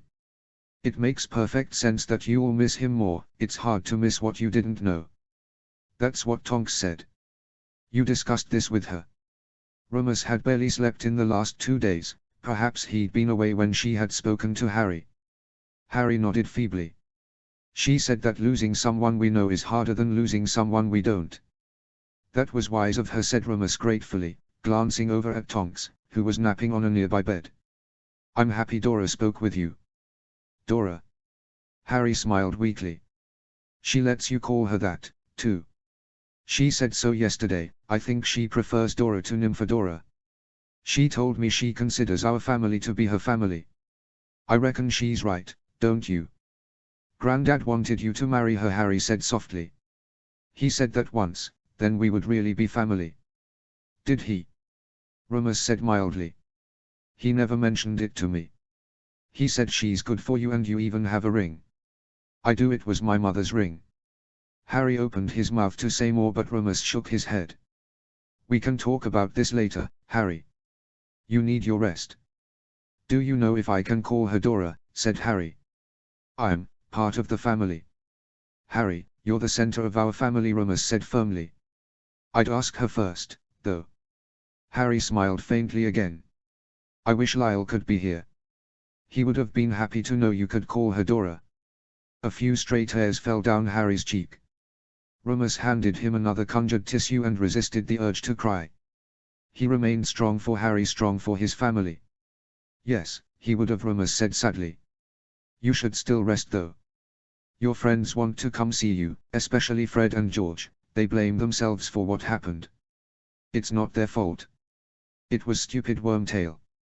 No, it's not their fault, Remus said slowly, but they aren't blameless. They shouldn't have been sneaking out of the castle. Sirius told me what Mad Eye thought happened. Do you think Wormtail was hiding underground? Possibly, Remus said, irritated. It would explain why all the cats couldn't find him or how no one else saw him. Most rats don't go that far underneath the Earth's surface and live to tell the tale. I really hope they catch him. I want him to suffer. Remus was alarmed to hear Harry's wish. At this point, Harry, I think he'll be getting a Dementor's kiss before they let him back into Azkaban. A prison sentence would be too generous, after all he's done. I hate him so much. He's the reason my granddad, my parents, and so many others, are dead. I know, Harry, don't let it consume you, though. We're going to make it through as a family. Remus kissed the top of Harry's head, making the boy blush slightly. Now that Harry was firmly a teenager, he was more embarrassed by physical affection from Remus, Sirius, or Tonks. It was endearing, thought Remus, and reminded him of his own teenage days. He would have given anything now to be able to hug his father, or get a kiss on the cheek from his mother. Their time together was too short, and Remus felt the crushing weight of guilt that he'd ignored his father for the better part of 10 years, out of a misplaced sense of nobility, of wishing to keep his father's life peaceful. Now that Remus had Harry, he understood now that a peaceful, quiet life without Harry in it was no life at all. I'll get you some food, Harry said. Remus. Tomorrow you'll go back to your classes. Harry sniffled again. Remus didn't have the strength to ask what would happen to Defense Against the Dark Arts in the wake of Lyle's death. He didn't need another reminder of his father's untimely demise. Lyle Lupin's funeral was held at Hogwarts on a sunny, unseasonably warm April afternoon. Hordes of students came to celebrate his life and honor his memory, with none more devastated than the Gryffindors. Harry was supported by his closest friends in his grief. Remus's heart hurt to see Harry in so much pain. He'd suffered through so much in his young life, so many losses, but this one seemed to affect him more deeply than any other. It was, Remus knew, the first time Harry lost a loved one, as he hadn't known his parents, and hadn't cared for the Dursleys. Once Harry was released from the infirmary, Remus realized life had to go on. He went through the motions of preparing the funeral and burial for his father, realizing that Lyle Lupin wouldn't be coming home to Grimmauld Place or Cardiff. Lyle was dead, and his body was never to return to life. Sirius and Tonks offered to pay for everything, but Remus insisted on paying for the burial expenses himself. Dumbledore took care of the funeral at Hogwarts, and Remus arranged for a modest burial in Cardiff, as Lyle would have wanted. Though the funeral was large and well attended, especially by Hogwarts students, the burial consisted of a smaller group of people. Remus, Harry, Sirius, the 3 Tonkses, and Dumbledore were the only ones at the burial in Cardiff. Remus knew his father wanted to be buried next to his mother. At last, Lyle and Hope were reunited in death. Seeing Lyle's casket lowered into the grave next to Hope's had almost been Remus's undoing. Dumbledore returned with Harry to Hogwarts after the burial, and the Tonkses graciously offered to host a small lunch in their home in Lyle's honor. It wasn't until Remus visited the home in Cardiff with Tonks, his home, now that he broke down into sobs from the loss, having kept almost all his emotions in from the time he saw his father's body slumped against the mountainside cave's rough, rocky wall. Remus saw 2 teacups on the table, a reminder of how his father enjoyed 2 cups for harder conversations, and the sight left Remus in violent, spasming tears. Tonks, in all her goodness, held him as he sobbed on her shoulder, feeling equal parts embarrassed over his late outburst and relief someone was with him to help him through the loss. He'd partially held it all in for Harry, be strong for him, he told himself, but Remus knew he was avoiding his feelings. It was easier not to feel, to pretend nothing had happened. The 2 blasted teacups, a reminder of how far he'd come in his relationship with his father and how quickly it had been taken from him, was his undoing. Now that he was in the privacy of his home and with Tonks at his side, Remus felt the temporary reprieve of releasing his grief. Tonks stayed with Rumus in his room that night at Grimmauld Place, only to hold him through the night as he released his grief in more spasms and fits of tears. She stroked his back, murmured reassurances into his ear, and listened patiently while Rumus poured out his regrets, primarily, not having as much of a relationship with his father for the better part of a decade.